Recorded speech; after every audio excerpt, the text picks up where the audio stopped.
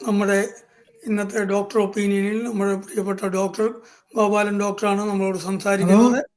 ഡോക്ടറെ ജ്വാല online മീറ്റിംഗിലേക്ക് hello ഹൃദയപൂർവ്വം സ്വാഗതം ചെയ്യുന്നു. ഡോക്ടറെ വരാവോ?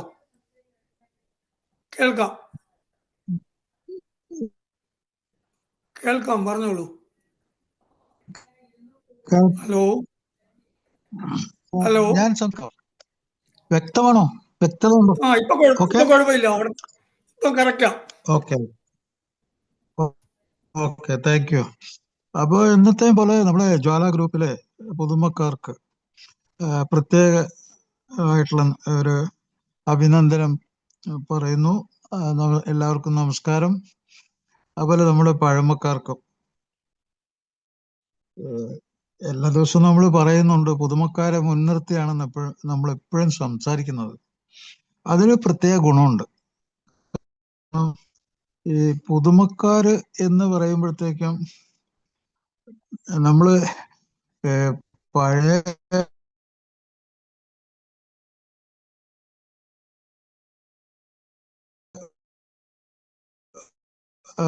സുഹൃത്തുക്കള് ചിത്രങ്ങളിലൂടെ കടന്നു പോകുന്നവര് പല ആൾക്കാരും ആ പുതുമക്കാരെക്കാളും വളരെ ബുദ്ധിമുട്ട് അനുഭവിക്കുന്ന പഴമക്കാരുണ്ട്. അപ്പൊ എപ്പോഴും നമ്മൾ സംബോധന ചെയ്യുമ്പോൾ നമ്മൾ പുതുമക്കാർ എന്നുള്ള രീതിയിൽ പറയുന്നത് എപ്പോഴും അതിൻ്റെതായിട്ടുള്ള ഗുണങ്ങളുണ്ട്. മദ്യാസക്ത രോഗത്തിന്റെ ചികിത്സയ്ക്കായിട്ട് ഒരാള് ആൽക്കഹോളിക്സ് അനോണിമസിനെ സമീപിക്കുമ്പോൾ എപ്പോഴും ഒരു പുതുമക്കാരൻ എന്ന മനോഭാവത്തിൽ തന്നെ അതിനെ സമീപിക്കുകയും അതിലൂടെ വളരുകയും ചെയ്യുമ്പോഴാണ് ശരിക്കും നമുക്ക് ഒരു നമ്മൾ ഉദ്ദേശിക്കുന്ന തരത്തിലുള്ള ഒരു ജീവിതം, അതായത് മദ്യത്തിൽ നിന്നും മറ്റു ലഹരിയിൽ നിന്നൊക്കെ വിട്ടു നിന്ന് യഥാർത്ഥ ജീവിതം നമുക്ക് നേടാൻ പറ്റുന്നത്. നമ്മൾ എപ്പോഴും ഒരു പുതുമക്കാരനാണെന്ന് തന്നെ ആ ഒരു സമീപനം അത് വളരെ നല്ലതാണ്. ഇപ്പോ ഇന്നത്തെ ഈ പ്രോഗ്രാമില് സുഹൃത്തുക്കൾ ഇപ്പൊ സംസാരിച്ച് നിർത്തിയ കാര്യങ്ങളൊക്കെ തന്നെ, അതായത് സത്യസന്ധതയെ പറ്റി പറഞ്ഞു. എന്താണ് ഇങ്ങനെ അപാരമായ ഒരു സത്യസന്ധത ഈ കാര്യത്തിൽ വേണ്ടത് എന്ന് നമ്മൾ ആലോചിച്ചു കഴിഞ്ഞാല് നമ്മൾ പുറകോട്ട് പോകേണ്ടത് എന്താണെന്ന് വെച്ചാൽ ഈ രോഗം എന്താണെന്ന് മനസ്സിലാക്കലാണ്, ഈ സൂക്കേട് എന്താണെന്ന്. വാസ്തവത്തിൽ പ്രോഗ്രാമില് ആദ്യമായിട്ട് വരുന്ന ഒരാൾക്ക് അറിയേണ്ട കാര്യം ഇത് അങ്ങനെ ഒരു രോഗമാണോ അല്ല എന്നുള്ള അയാളുടെ സംശയത്തിന് ഒരു സംശയ നിവാരണം. അയാൾക്ക് ഈ കാര്യത്തിൽ ഒരു സംശയം പാടില്ല. അയാൾക്ക് എന്താണെന്നുള്ള കാര്യം അറിയുന്നതിൽ അയാൾക്ക് ഒരു സംശയവും പാടില്ല. അങ്ങനെ അയാൾക്ക് ഇപ്പോഴും ആ സംശയം മാറിയില്ലെങ്കിൽ അയാളുടെ സോബറിറ്റി വളരെ അകലെയാണ്. വളരെ വളരെ അകലെ. എന്താണ് അഡിക്ഷൻ എന്ന് അയാൾക്ക് മനസ്സിലാവില്ല. എന്താണ് ഈ ആർത്തി, എന്താണ് ഇതിന്റെ പുറകെ പോകുന്നത്, എന്താണ് റിലാപ്സ് എന്നൊന്നും അയാൾക്ക് പിടികിട്ടൂല. അയാള് വെറുതെ ഇങ്ങനെ ഒഴുകി നടക്കുക എന്നുള്ളതില് ഒരു കേന്ദ്ര ബിന്ദുവിലേക്ക് അയാൾ പോകില്ല. വെറുതെ അങ്ങനെ ചുറ്റിക്കറങ്ങി നടക്കുക എന്നല്ലാതെ അതിന്റെ ആഴത്തിലുള്ള ഒരു അറിവിലേക്ക് അയാൾ പോകില്ല. എൻ്റെ അഭിപ്രായത്തില് ഈ ആൽക്കഹോളിക്സ് അനോണിമസിനെ ഒരു ഉപകരണമാക്കി മാറ്റി അതിലൂടെ അത് ലളിതവും വളരെ വളരെ വളരെ എളുപ്പത്തിൽ ലഭിക്കുന്നതായിട്ടുള്ള ഒരു പ്രോഗ്രാമാണ് ആൽക്കഹോളിക്സ് അനോണിമസ്. അതുകൊണ്ട് ലോകത്തിലുള്ള ഏതൊരു മനുഷ്യനും ഏറ്റവും എളുപ്പത്തില് ഈ അഡിക്ഷനെ മറികടക്കാനുള്ള ഏറ്റവും ലളിതവും ഏറ്റവും എളുപ്പത്തിൽ ലഭ്യമാകുന്ന ഒരു സംഗതി ആൽക്കഹോളിക്സ് അനോണിമസ് ആണ്. അതുകൊണ്ട് തന്നെ ഇത് വേൾഡ് വൈഡായിട്ട് 192 രാജ്യങ്ങളിലേറെ ഇത് ലഭ്യമാണ്. അത് ലഭിക്കുന്നത് ആർക്കാണ്? അത് ആവശ്യമുള്ളവർക്കാണ്. ആവശ്യമുള്ളവര് എപ്പോഴാണ് ഇതിലെത്തുന്നത്? ആവശ്യമുള്ളവര് പലപ്പോഴും അങ്ങേറ്റത്ത് അടിത്തട്ടിൽ തട്ടി, നമ്മുടെ പഴമക്കാരുടെ ഭാഷയിൽ പറയുകയാണ്, അടിത്തട്ടിൽ തട്ടി മറ്റു മാർഗങ്ങളെല്ലാം അടഞ്ഞുപോയി, ഇനിയൊരു മാർഗം ഇല്ല എന്ന് മനസ്സിലാക്കുമ്പോൾ ആർക്കോ വേണ്ടി, ചിലപ്പോൾ വീട്ടുകാർക്ക് വേണ്ടിയായിരിക്കും, അല്ലെങ്കിൽ ഒരു ജോലി പോകണ്ടെന്ന് വിചാരിച്ചായിരിക്കും, അല്ലെങ്കിൽ മാരകമായ രോഗത്തിന്റെ ഒരു മാരകമായ രോഗത്തിന്റെ മൂർധന്യാവസ്ഥയിലായിരിക്കുമ്പോൾ നമുക്ക് നിലനിൽപ്പുണ്ടോ? നമുക്കിത് മനസ്സിലാക്കാൻ തന്നെ ഒരു നിലനിൽപ്പില്ല.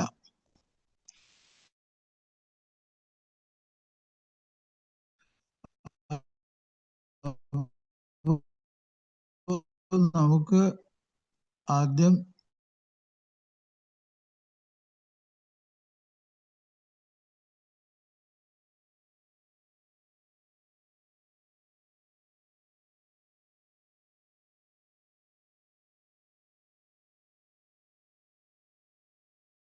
പരിപാടി വന്നതിന് ശേഷമാണ് ഇതിൽ കൂടി റിക്കവറി വരുന്നത്. അപ്പൊ അതിനൊക്കെ സമയം പിടിക്കും. ഇതിന് ഇവിടെ ഇപ്പൊ ഈ പ്രോഗ്രാമിൽ എത്തിയാൽ അധികം സമയം എടുക്കാൻ പാടില്ല. എത്രയും പെട്ടെന്ന് തന്നെ പ്രോഗ്രാമിലേക്ക് കയറുക, എത്രയും പെട്ടെന്ന് തന്നെ പ്രോഗ്രാം മനസ്സിലാക്കുക, എത്രയും പെട്ടെന്ന് തന്നെ മാറ്റത്തിന് വേണ്ടിയുള്ള കഠിന ശ്രമം തുടങ്ങുക. അല്ലാതെ ആൽക്കഹോളിക്സ് അനോണിമസിൽ വന്ന് 10 വർഷം 15 വർഷം കൂടെ റിലാപ്സ്, ഒരു മാസത്തിൽ തന്നെ 5-6 പ്രാവശ്യം റിലാപ്സ്, അങ്ങനെയൊക്കെ ഈ പ്രോഗ്രാം നിലനിൽക്കില്ല. അതിനുള്ളിൽ തന്നെ ആള് തീർന്നു പോകും. കാരണം അത്ര ഭീകരമായ ഒരു സൂക്കേടാണ്. എൻ്റെ അഭിപ്രായത്തില് ഇത് രോഗം എന്ന് പറയുമ്പോൾ ഒരു മൾട്ടി സിസ്റ്റം ഡിസോർഡർ എന്ന് പറയും. Multi system. ഇപ്പൊ ശരീരം എന്ന് പറഞ്ഞാൽ പല സിസ്റ്റം ചേർന്നിട്ടുള്ള ഒരു ശരീരം നമുക്കുള്ളത്. സിസ്റ്റം എന്ന് പറഞ്ഞാൽ എന്താണ്? ഒരു കൂട്ടം പ്രവർത്തനം ചെയ്യുന്ന അവയവങ്ങൾ ആ പ്രവർത്തനം ഭംഗിയായിട്ട് ചെയ്യുന്നു. അതിനെന്തെങ്കിലും തകരാറ് പറ്റുമ്പോഴാണ് നമുക്ക് രോഗം വരുന്നത്. ആ സിസ്റ്റം പ്രവർത്തിക്കാതിരിക്കുമ്പോൾ. എല്ലാം ഈ ലോകത്തിലുള്ള മിക്കവാറും എല്ലാ കാര്യങ്ങളും ഒരു സിസ്റ്റം പോലെ പ്രവർത്തിക്കും. സിസ്റ്റം. ഒരു ജോലി, ഒരു പ്രത്യേക ജോലി ചെയ്യുന്നു വിചാരിച്ചു. ആ ജോലിക്ക് ഒരു സിസ്റ്റം ഉണ്ട്. അതിന് വേണ്ട കാര്യങ്ങളുണ്ട്. ആ വേണ്ട കാര്യങ്ങൾ ശരിയായി പ്രവർത്തിക്കുമ്പോഴാണ് ആ ജോലി പൂർത്തിയാവുന്നത്. അതേ രീതിയിൽ തന്നെ ശരീരത്തിനും ഒരു സിസ്റ്റം ഉണ്ട്. ഒരു ഉദാഹരണം ഞാൻ പറഞ്ഞുതരാം. തലച്ചോറിന്റെ സിസ്റ്റം, ബ്രെയിൻ, തലച്ചോറ്, അതിന് പറയുന്ന കേന്ദ്ര നാഡീവ്യൂഹം എന്ന് പറയും. സെൻട്രൽ നെർവസ് സിസ്റ്റം, കേന്ദ്ര നാഡീവ്യൂഹം. അതാണ് ഏറ്റവും വലിയ സിസ്റ്റം.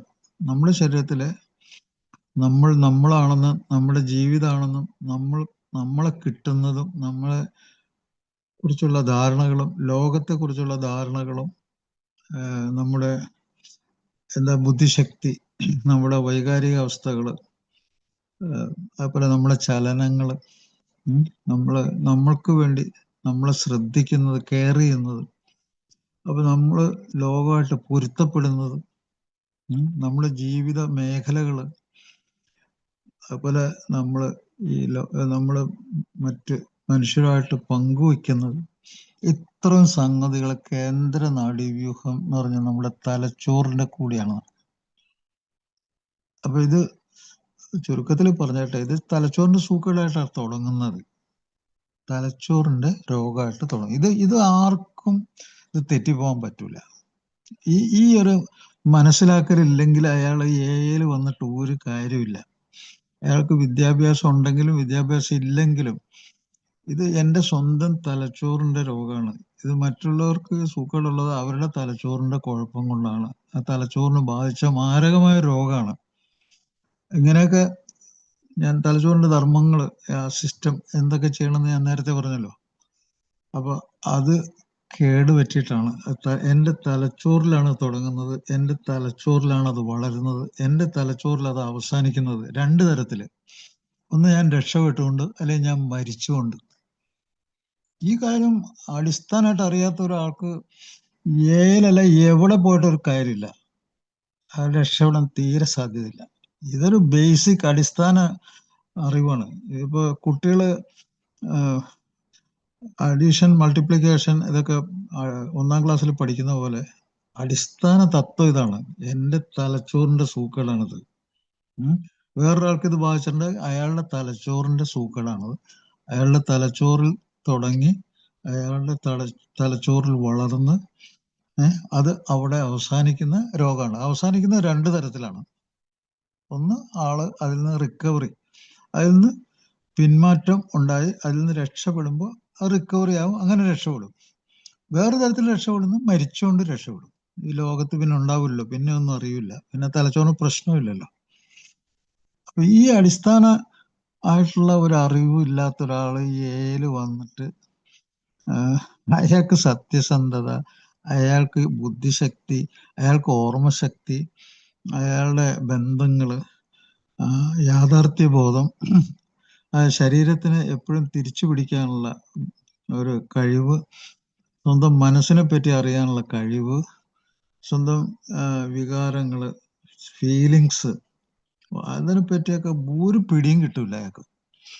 ഞാൻ പറയണ അപ്പോ അയാൾക്ക് വലിയ ബുദ്ധിമാനൊന്നും ആവേണ്ട ആവശ്യമില്ല. അയാൾക്ക് ഈ ഒരു ധാരണ ഉണ്ടായാൽ മതി. ഇതാണ് അതിന്റെ അടിസ്ഥാന കാരണം. അപ്പൊ ഈ ഒരു അറിവ്, അപ്പൊ ഈ സെൻട്രൽ നെർവസ് സിസ്റ്റം, കേന്ദ്ര നാഡീവ്യൂഹം എല്ലാ ജന്തുക്കൾക്കും ഉണ്ട്. ഒരു ഒറ്റ കോശമുള്ള ജന്തുവിന് അതിന്റെ ന്യൂക്ലിയസ് ആണ് അതിന്റെ കേന്ദ്ര നാഡീവ്യൂഹം. ഒരു അമീബ ഉണ്ടെന്ന് വിചാരിച്ചോളൂ.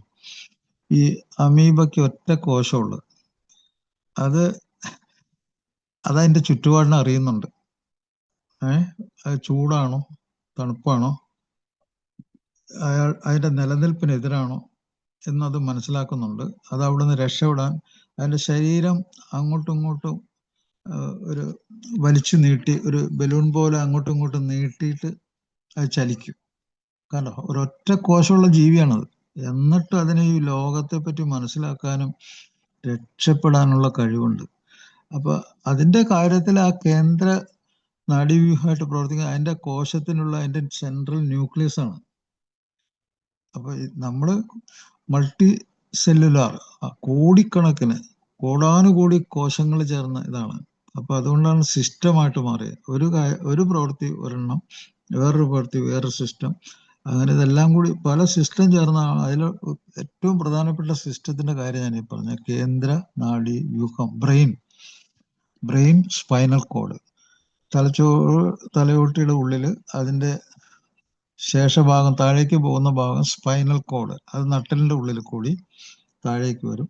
അതിന്റെ ഉള്ളിൽ കൂടി അനേകം ഞരമ്പുകൾ, നെർവ്സ് എന്ന് പറയും, നെർവ്സ്. ആ ഞരമ്പുകൾ മാംസപേശികളായിട്ട് കണക്ട് ചെയ്യുന്നു, ജോയിൻസിനെ ചലിപ്പിക്കുന്നു, അങ്ങനെ നമുക്ക് ചലിക്കാൻ പറ്റുന്നു. അപ്പൊ അത് കേന്ദ്ര നാഡീവ്യൂഹം അതാണ്. അതില് ഈ നെർവ്സ് പെരിഫറൽ നെർവ്സ് എന്ന് പറയും. പെരിഫറൽ എന്ന് പറഞ്ഞാൽ പരിധി. ആ പരിധി എന്താണ്? നമ്മുടെ കൈകാലുകളിലേക്കും നമ്മുടെ നെഞ്ചിലേക്കും നമ്മുടെ തലയിലേക്കും നമ്മുടെ ലൈംഗിക അവയവങ്ങളിലേക്കും നമ്മുടെ വയറ്റിലുള്ള അവയവങ്ങളിലേക്കും ഒക്കെ ഞരമ്പുകൾ പോകുന്നുണ്ട്. ആ ഞരമ്പുകളൊക്കെ കൺട്രോൾ ചെയ്യുന്ന പെരിഫറൽ നെർവ്സ് എന്ന് പറയും, പരിധി നാഡീവ്യൂഹം. അതും കൂടാതെ നമ്മളെ അറിയിക്കാതെ, നമ്മളെ ബോധം ഉണ്ടാക്കാതെ നമ്മളെ ശരീരത്തിൽ പ്രവർത്തിക്കുന്ന ഞരമ്പുകളുണ്ട്.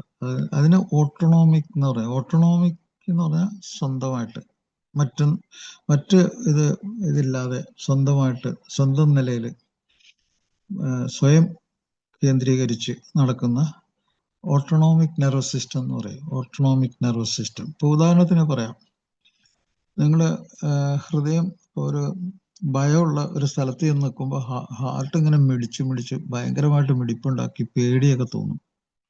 അത് നമുക്ക് പുറമേക്ക് അറിയാൻ പറ്റും. ആ ഹാർട്ട് കൂടുതൽ മിടിക്കുന്നത്, നെഞ്ചിങ്ങനെ പടപടാ മിടിക്കുന്നു ഭയം വരുമ്പോഴത്തേക്ക്. അത് വാസ്തവത്തില് ആ ഭയം എന്ന് പറഞ്ഞത് നമ്മൾ രക്ഷപ്പെടാനുള്ള ഒരു മാർഗമാണ്, അവിടുന്ന് ഓടി രക്ഷപ്പെടാൻ.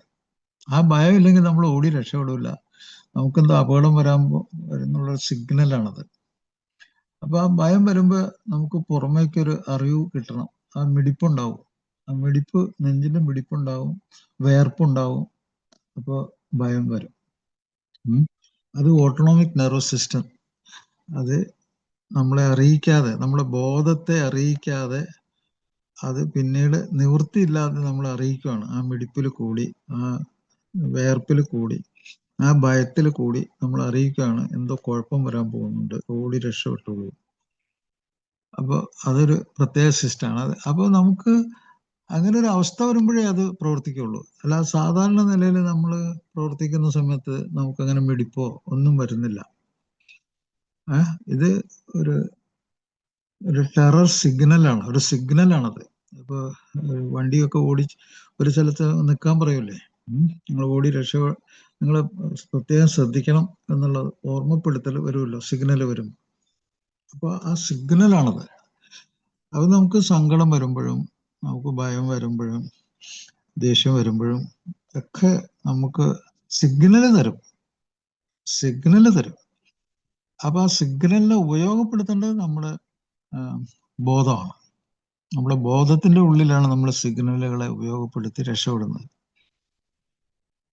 അപ്പൊ ഉദാഹരണത്തിന് ദുർഗന്ധം വരുവാണെങ്കിൽ ആളുകൾ മരിച്ചു കിടക്കണ്ടെന്ന് നമുക്ക് തോന്നും. അവിടെ ചീഞ്ഞ് നാറുന്നുണ്ട്, അവിടെ മരണമുണ്ട്, ഭയമുണ്ട്, അവിടെ രക്ഷപ്പെടണം. അപ്പൊ നമ്മള് ഈ ഗന്ധം അല്ലെങ്കിൽ നമുക്ക് വേദനകൾ വരുന്നു, വേദന അല്ലെങ്കിൽ നമ്മൾക്ക് ചൊറിച്ചിൽ വരുന്നു, എന്തോ ഭീകരമായിട്ടുള്ള എന്തോ സംഭവമുണ്ട്, ഒക്കെ സിഗ്നലുകളാണ്. അപ്പൊ ഇതെല്ലാം കേന്ദ്ര നാഡീവ്യൂഹം അതിന്റെ ചുറ്റും തലച്ചോറിന് അനുബന്ധമായിട്ട് പ്രവർത്തിക്കുന്ന ഇതെല്ലാം കൂടി ചേർന്ന ഒരു ഇതിന്റെ ഉള്ളിലാണ് നമ്മൾ പ്രവർത്തിക്കുന്നത്, നമ്മൾ ജീവിക്കുന്ന അതിന്റെ ഉള്ളിലാണ്. അങ്ങനെ നമുക്ക് ജീവിതത്തിൽ രക്ഷപ്പെടാനുള്ള കഴിവില്ലാത്ത എല്ലാ ജന്തുക്കളും മരിച്ചു പോവും, ചത്തുപോവും. ഭയമുള്ള അവസ്ഥയിൽ ഓടി രക്ഷപ്പെടാൻ പറ്റാത്ത ജന്തുക്കളൊക്കെ ചത്തുപോകും. അപ്പൊ നമ്മുടെ സിസ്റ്റം അതിനെ നമ്മൾ ഈ കേന്ദ്ര നാഡീവ്യൂഹം തലച്ചോറും അനുബന്ധമായിട്ടുള്ള ഞരമ്പുകളും ഒക്കെ നമ്മൾ രക്ഷപ്പെടുത്താൻ വേണ്ടി പ്രവർത്തിക്കുന്നുണ്ട്. മറ്റൊരു നിർവചനം പറയാം. ഇതറിയാൻ പാടില്ലാത്ത ആളുകൾക്ക് അവര് എത്ര ഇത് കൂടുതൽ മദ്യം കഴിക്കുന്നു അത്രയും ഇവരും ഇതിനെ നിഷേധിക്കും, ഇവർ മറക്കും, ഇത് ഓർമ്മിക്കാതിരിക്കും. ഇതിനെതിരായിട്ട് തന്നെ, അറിവിനെതിരായിട്ട് തന്നെ അവർ പ്രവർത്തിക്കും. അറിവിനെതിരായിട്ട് അവർ നിലകൊള്ളും, പ്രവർത്തിക്കും. അത് അഡിക്ഷന്റെ ലക്ഷണമാണ്. അറിവില്ലാത്ത കൊണ്ടല്ല, അറിവുണ്ടായിട്ട് അറിവിനെ നിഷേധിക്കുന്ന ഒരു രസമായിട്ട് കണക്കാക്കും. അറിവിനെ നിഷേധിച്ച് ജീവിക്കാന്ന് വിചാരിക്കും. ഒരു തൻ്റെ ഇടം. ആൾക്കാർ അതിന് പറയുന്ന തെമ്മാടിത്തരം എന്നൊക്കെയാണ്. അല്ലെങ്കിൽ ആൾക്കാരെ ചോദ്യം ചെയ്യുക, ആവശ്യമില്ലാത്ത അപകടമുള്ള സ്ഥലത്ത് നിന്ന് ഇടപെടൽ നടത്തുക. ഇതിനൊക്കെ പ്രോഗ്രാമിൽ അതിനൊരു മറുമരുന്ന് പറയുന്നുണ്ട്. അതായത് കുഴപ്പമുള്ള സ്ഥലത്ത് നിന്ന് ഇടപെടാതിരിക്കുക എന്ന് അത് പ്രത്യേകം പറയുന്നുണ്ട്. തർക്ക വിഷയങ്ങളിൽ ഏർപ്പെടാതിരിക്കുക. പൊളിറ്റിക്കൽ, ഈ മദ്യാസക്ത രോഗം വന്നതിന് ശേഷം അപകടമുള്ള മേഖലകൾ ഒത്തിരി ഉണ്ട്. ആ മേഖലകളിലൊന്നും ചെന്ന് കയറാതിരിക്കുക. കക്ഷി രാഷ്ട്രീയം, തർക്ക വിഷയം, വാദപ്രതിവാദങ്ങൾ, അവിടെയൊക്കെ ജീവൻ പോയിട്ടുണ്ട് ആളുകൾ. മദ്യം കഴിച്ചിട്ട് നിങ്ങൾ ടി വിയിലൊക്കെ കാണുന്നില്ലേ, ആൾക്കാർ വാളും എടുത്തുകൊണ്ട് അങ്ങോട്ടും ഇങ്ങോട്ടും ഓടി കൊലപാതകം നടത്തുന്നതൊക്കെ. മദ്യം കഴിച്ചിട്ടാണ് വാളും എടുത്ത് ഓടി നടക്കുന്നത്, അല്ലാതെ വെറുതെ ഒന്നുമല്ല. അതിന്റെ ധൈര്യം കിട്ടാൻ വേണ്ടി അഡിക്ഷന്റെ ഉള്ളിലാണ് അവരെല്ലാവരും പ്രവർത്തിക്കുന്നത്. ലഹരി വസ്തുക്കളുടെ ഉള്ളിലാണ് അവർ പ്രവർത്തിക്കുന്നത്. കൊലയൊക്കെ നടക്കുന്നത്. അപ്പൊ അതൊക്കെ നമ്മുടെ ജീവിതത്തിനുള്ള അടിത്തറ മുഖവുരയെ തന്നെ പറയുന്നുണ്ട്. എന്താണെന്നും അതിന്റെ മുഖവുര എന്താണെന്നും അതെങ്ങനെ പ്രവർത്തിക്കുന്നു അതൊക്കെ ഈ മീറ്റിംഗ് തുടങ്ങിയ സമയത്ത് തന്നെ പറഞ്ഞിട്ടുണ്ട്. അതിലൊരു അല്പം താല്പര്യം കാണിക്കുകയും അതിൽ ഉറച്ചു നിൽക്കുകയും ചെയ്യാത്ത ആൾക്കാർക്ക് ഒരു ഗുണവും ചെയ്യില്ല. അവർക്ക് അവരുടെ കുടുംബത്തെ തിരിച്ചു കിട്ടാൻ പോകുന്നില്ല, അവർക്ക് അവരുടെ ജോലി നല്ല ഭംഗിയായിട്ട് ചെയ്യാൻ പറ്റില്ല, അവർക്ക് ഉത്തരവാദിത്തങ്ങളിൽ നിന്ന് അവർ വേർപെട്ടു പോകും. അവർക്ക് എപ്പോഴും ആർത്തി ഉണ്ടായിക്കൊണ്ടിരിക്കും, ആർത്തിയുടെ പുറകെ നടക്കേണ്ടി വരും. അവർക്ക് ഇതൊന്നും പറഞ്ഞാലും പിടികിട്ടില്ല. അവർക്ക് ഒരേ ഒരു ചിന്ത വേട്ടയാടിക്കൊണ്ടിരിക്കും. ആവർത്തിച്ച് അനിയന്ത്രിതമായി വരുന്ന ഒരു ചിന്ത, ഒരു തോന്നല്, ഒരു വികാരം, ഒരു സ്വഭാവം, അത് അവരെ വേട്ടയാടിക്കൊണ്ടിരിക്കും. ആ വേട്ടയാടലാണ് അഡിക്ഷൻ എന്ന് പറയുന്നത്. അങ്ങനെ ആവർത്തിച്ചു വരുന്ന ആ കാര്യം എന്തിനൊക്കെ കീഴ്പ്പെടുത്തും? ശരീരത്തെ കീഴ്പ്പെടുത്തും, അതിന്റെ നല്ല പ്രവർത്തനത്തെ കീഴ്പ്പെടുത്തും, മനസ്സിനെ കീഴ്പ്പെടുത്തും, ബോധമണ്ഡലത്തെ കീഴ്പ്പെടുത്തും, സാമൂഹ്യ ബന്ധങ്ങളെ കീഴ്പ്പെടുത്തും. അതുപോലെ ശാരീരികമായിട്ടുള്ള പ്രവൃത്തിയുടെ ശക്തി അത് നഷ്ടപ്പെടും. ഇതൊക്കെ നഷ്ടപ്പെട്ട പിന്നെ മനുഷ്യൻ എങ്ങനെ ജീവിച്ചിരിക്കുന്നു? അപ്പൊ അതുകൊണ്ട് ഈ പ്രോഗ്രാമിൽ വന്ന ആളുകൾ സ്വയം സമർപ്പിക്കണം, സ്വയം സമർപ്പിക്കണം, എന്നെന്നും സ്വയം സമർപ്പിക്കണം. എന്തിനു വേണ്ടി? സുബോധത്തിന് വേണ്ടി, നല്ല ബോധം. ഈ ബോധം എന്താണെന്നൊക്കെ ഞാൻ അനേക പ്രാവശ്യം പറഞ്ഞിട്ടുള്ളതാണ്. ബോധം നമ്മുടെ ബ്രെയിൻ, ഞാൻ നേരത്തെ പറഞ്ഞ കേന്ദ്ര നാഡീവ്യൂഹത്തിന്റെ സംഭാവനയാണ്. അത് നിലനിർത്തുന്നതാണ്, മരിക്കുന്നവരെ നിലനിർത്തുന്ന, നമ്മളെ രക്ഷപ്പെടുത്തുന്ന, ജീവിപ്പിക്കുന്ന സാധനമാണ് ബോധം. ബോധം എന്ന് പറഞ്ഞാല് നമുക്ക് നമ്മളെപ്പറ്റി, ഞാൻ മരിക്കുന്നവരെ എന്നെ പറ്റിയുള്ള ഒരു ധാരണ വേണം. ഞാൻ മരിക്കുന്നവരെ എൻ്റെ ചുറ്റുപാടിനെ പറ്റി എനിക്കൊരു ബോധം വേണം. അതിൻ്റെ ഓർമ്മ, അതിൻ്റെ ഒരു പിക്ചർ, ഒരു രൂപം എൻ്റെ മനസ്സിൽ എപ്പോഴും ഉണ്ടാകും. ഈ ലോകത്തെക്കുറിച്ച്, ഞാൻ ജീവിക്കുന്ന ലോകം എന്താണെന്നും എവിടെയാണെന്നും എന്തൊക്കെ ഉൾക്കൊള്ളുന്നു, അതെന്ത് ആളുകൾ, സ്ഥലങ്ങൾ, വസ്തുക്കൾ, എന്തൊക്കെ സംഗതികൾ, ജീവനുള്ളതും ജീവനില്ലാത്തതും എല്ലാം ഉൾക്കൊള്ളുന്ന ഒരു ചിത്രം, അത് എൻ്റെ ഓർമ്മയിലുണ്ട്. എൻ്റെ ആവശ്യത്തിന് അത് ഉപയോഗിക്കാൻ പറ്റും. അത് എൻ്റെ തലച്ചോറിലുണ്ട്, അതുണ്ട്. അപ്പൊ എനിക്ക് ഒരു ലോകമുണ്ട്, അവിടെ ആളുകൾ, സ്ഥലങ്ങൾ, വസ്തുക്കൾ, എനിക്ക് വേണ്ടതൊക്കെ ഉണ്ട്. ആ ഒരു ധാരണ, അത് ബോധത്തിന്റെ ഉള്ളിലേ പ്രവർത്തിക്കുള്ളൂ. അപ്പൊ ആ ബോധം ഇല്ലാത്തൊരവസ്ഥയാണ് ഉറക്കം. ഇപ്പൊ ഇതില്ല. പക്ഷെ ഒരു കാര്യം, ഉറക്കത്തിന് സംഗതിയുണ്ട്. ഉറക്കം നമ്മുടെ തലച്ചോറിന് വിശ്രമം കൊടുക്കുകയും അതിന് കഠിനാധ്വാനത്തിൽ നിന്നും, തളർച്ചയിൽ നിന്നും, ക്ഷീണത്തിൽ നിന്നും റിക്കവറി നടത്തി അത് രക്ഷപ്പെടാനായിട്ടുള്ള ഒരു അവസ്ഥ ഉണ്ടാക്കുന്നതാണ് ഉറക്കം. നോക്കുക, എല്ലാ ജീവികളും ഈ ഉറക്കത്തിന്റെ ഉള്ളിൽ ഒരു സുരക്ഷിത മേഖലയിലാണ്, ഒരു സുരക്ഷിതത്തിന്റെ ഉള്ളിലാണ്, ഒരു പ്രൊട്ടക്റ്റഡ് എൻവയോൺമെന്റ് എന്ന് പറയും, ഒരു സംരക്ഷിത മേഖലയ്ക്കുള്ളിലാണ്. അവര് മിക്കവാറും ഒരു മുറിയുടെ ഉള്ളിലായിരിക്കും, പക്ഷികൾ അതിന്റെ കൂട്ടിന്റെ ഉള്ളിലായിരിക്കും. ഉറങ്ങുന്ന സമയത്ത് ബോധമില്ലല്ലോ, അല്ലെങ്കിൽ ബോധം കുറച്ചല്ലേ ഉള്ളു. പക്ഷെ ഒരു കാര്യം, ഈ ലോകമായിട്ടൊരു ചെറിയ കണക്ഷൻ, ഒരു ചെറിയൊരു സ്റ്റിമുലേഷൻ, ഉത്തേജനം ഉണ്ടായിക്കഴിഞ്ഞാൽ ജാഗ്രത വന്നു, നമ്മൾ ഉണർവുണ്ടായി. അപ്പോൾ അത് ചെറിയ ഒരു ത്രെഡാണ്, ഒരു ത്രെഡ്, അത് നമ്മുടെ തലച്ചോറുമായിട്ടുള്ള ഒരു കണക്ഷനാണ്, ഒരു ചെറിയ ഉത്തേജനം അവിടെ. അപ്പോൾ എന്താണ്? എന്തോ അപകടത്തിന് ഒരു സൈറൻ പോലെ നമുക്ക് ഒരു അറിവുണ്ടാക്കി തരാനായിട്ട് ഒരു കണക്ഷൻ ഉണ്ട്. ഉറക്കത്തിൻ്റെ ഉള്ളിൽ അത് പ്രവർത്തിക്കുന്നുണ്ട്. പക്ഷെ അഗാധമായിട്ടുള്ള ഉറക്കത്തിൽ നമുക്ക് ഡീപ്പ് സ്ലീപ്പ് ഉണ്ട്. ആ ഡീപ്പ് സ്ലീപ്പിൽ നമുക്ക് ചിലപ്പോൾ അതില്ല. പക്ഷെ നമുക്കൊരു പ്രൊട്ടക്ഷൻ എവിടുന്നാ കിട്ടുന്നത്? ഒരു സുരക്ഷിതമായിട്ടുള്ള ഒരു സംരക്ഷണ മേഖല. അത് നമ്മുടെ വീടാകാം, ഏതെങ്കിലും മുറിയാകാം, എല്ലാ ജന്തുക്കൾക്കും ഉള്ളത്. പിന്നെ അതിൻ്റെ ചുറ്റുമുള്ള മറ്റ് ജന്തുക്കൾ, അതൊരു സംരക്ഷണ മേഖലയാണ്. നിങ്ങളുടെ വീട്ടിലുള്ള ആളുകൾ, അത് സുരക്ഷിത മേഖല ഉണ്ടാക്കുന്ന ആളുകളാണ് അവരൊക്കെ. അതിൻ്റെ ഉള്ളിലാണ് നമ്മൾ ഉറക്കം പോലും സാധ്യമാകുന്നത്. ബോധം അത്രമാത്രം ഇമ്പോർട്ടൻ്റ് ആണ്. ആ ബോധത്തിനെ കുറിച്ചുള്ള അവയർനെസ് നമുക്ക് ഉണ്ടാക്കി കിട്ടിയില്ലെങ്കിൽ നമുക്ക് ജീവിക്കാൻ പറ്റില്ല. അതുകൊണ്ടാണ് ഈ സംരക്ഷിത മേഖലയിൽ നമ്മൾ കിടക്കുന്നത്. അപ്പൊ ഉറക്കം ഇല്ലാതെ പറ്റില്ല. ഉറക്കത്തിൽ തലച്ചോറിന് ഒത്തിരി പ്രവർത്തനങ്ങൾ നടക്കുന്നുണ്ട്. അതിൻ്റെ ഒരു സർക്കേഡിയൻ റിതം, ഒരു ക്ലോക്ക് പോലെയാണ് നമ്മുടെ ശരീരവും നമ്മുടെ തലച്ചോറും ഒക്കെ കൂടി പ്രവർത്തിക്കുന്നത്. അപ്പൊ അതില് കൃത്യമായിട്ട് ഓരോരോ കാര്യങ്ങളുണ്ട്, സമയം ഇതുമായിട്ട് ബന്ധപ്പെട്ട്. അത് നമ്മുടെ ചുറ്റുപാട്, ചൂട്, തണുപ്പ്, അതിനെക്കുറിച്ചുള്ള സിഗ്നലുകൾ, അപ്പോൾ നമ്മൾ എവിടെ നിന്ന് എങ്ങോട്ട് പോയി, എത്ര സമയമെടുത്തു, അതിനെക്കുറിച്ചുള്ള സിഗ്നലുകൾ, അങ്ങനെ പല സംഗതികളും ഒരു ക്ലോക്കിൽ ഇങ്ങനെ ചലിക്കുന്ന പോലെ ആ കാര്യങ്ങൾ, പുറമേയുള്ള കാര്യമായിട്ട് അതിനൊരു ബന്ധമുണ്ട് നമ്മുടെ തലച്ചോറിന്. ഒത്തിരി പ്രവർത്തനങ്ങൾ നടക്കുന്നുണ്ട് അതില്. പിന്നെ നമ്മൾ ഉറങ്ങിയില്ലെങ്കിൽ നമ്മുടെ രോഗപ്രതിരോധ ശക്തി കുറഞ്ഞു പോകും. നമ്മുടെ ഇലക്ട്രിക്കൽ സർക്യൂട്ടിനൊക്കെ കുഴപ്പം പറ്റും. തലച്ചോറിന് വിശ്രമം കിട്ടില്ല. മാനസിക രോഗങ്ങൾ ഉണ്ടാവും. അതുകൊണ്ട് തന്നെ ഉറക്കമില്ലാതിരുന്നുണ്ട്. അപ്പോൾ അത് വളരെ ഇമ്പോർട്ടൻ്റ് ആണ്. അപ്പൊ ബോധം എന്ന് പറഞ്ഞാൽ നമ്മൾ അലർട്ടായിട്ട് ജാഗ്രതയായിട്ടിരിക്കുക, ചുറ്റുപാടിന് ആയിട്ട് കണക്ഷൻ ഉണ്ടാകുക, ശ്രദ്ധിക്കുക, അറ്റൻഷൻ. അപ്പോൾ അലർട്ടായിരിക്കുക, അറ്റൻഡ് ചെയ്തിരിക്കുക, ശ്രദ്ധിച്ചുകൊണ്ടിരിക്കുക, ചുറ്റുപാടിനെ കുറിച്ച് ധാരണ ഉണ്ടാകുക. അപ്പോൾ അവിടെ സമയം, സ്ഥലം, ഇതൊക്കെ ആയിട്ടൊരു ബന്ധം, ആള് എപ്പോൾ എങ്ങനെ എന്നുള്ള കാര്യങ്ങൾ.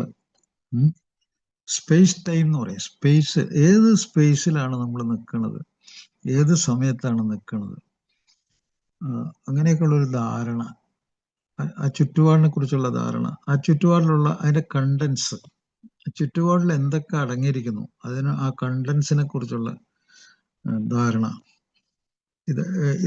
ഇതെല്ലാം കൂടിയാണ് നമ്മുടെ ബോധം. അത് നമുക്ക് അതിൽ ഓർമ്മയുണ്ട്.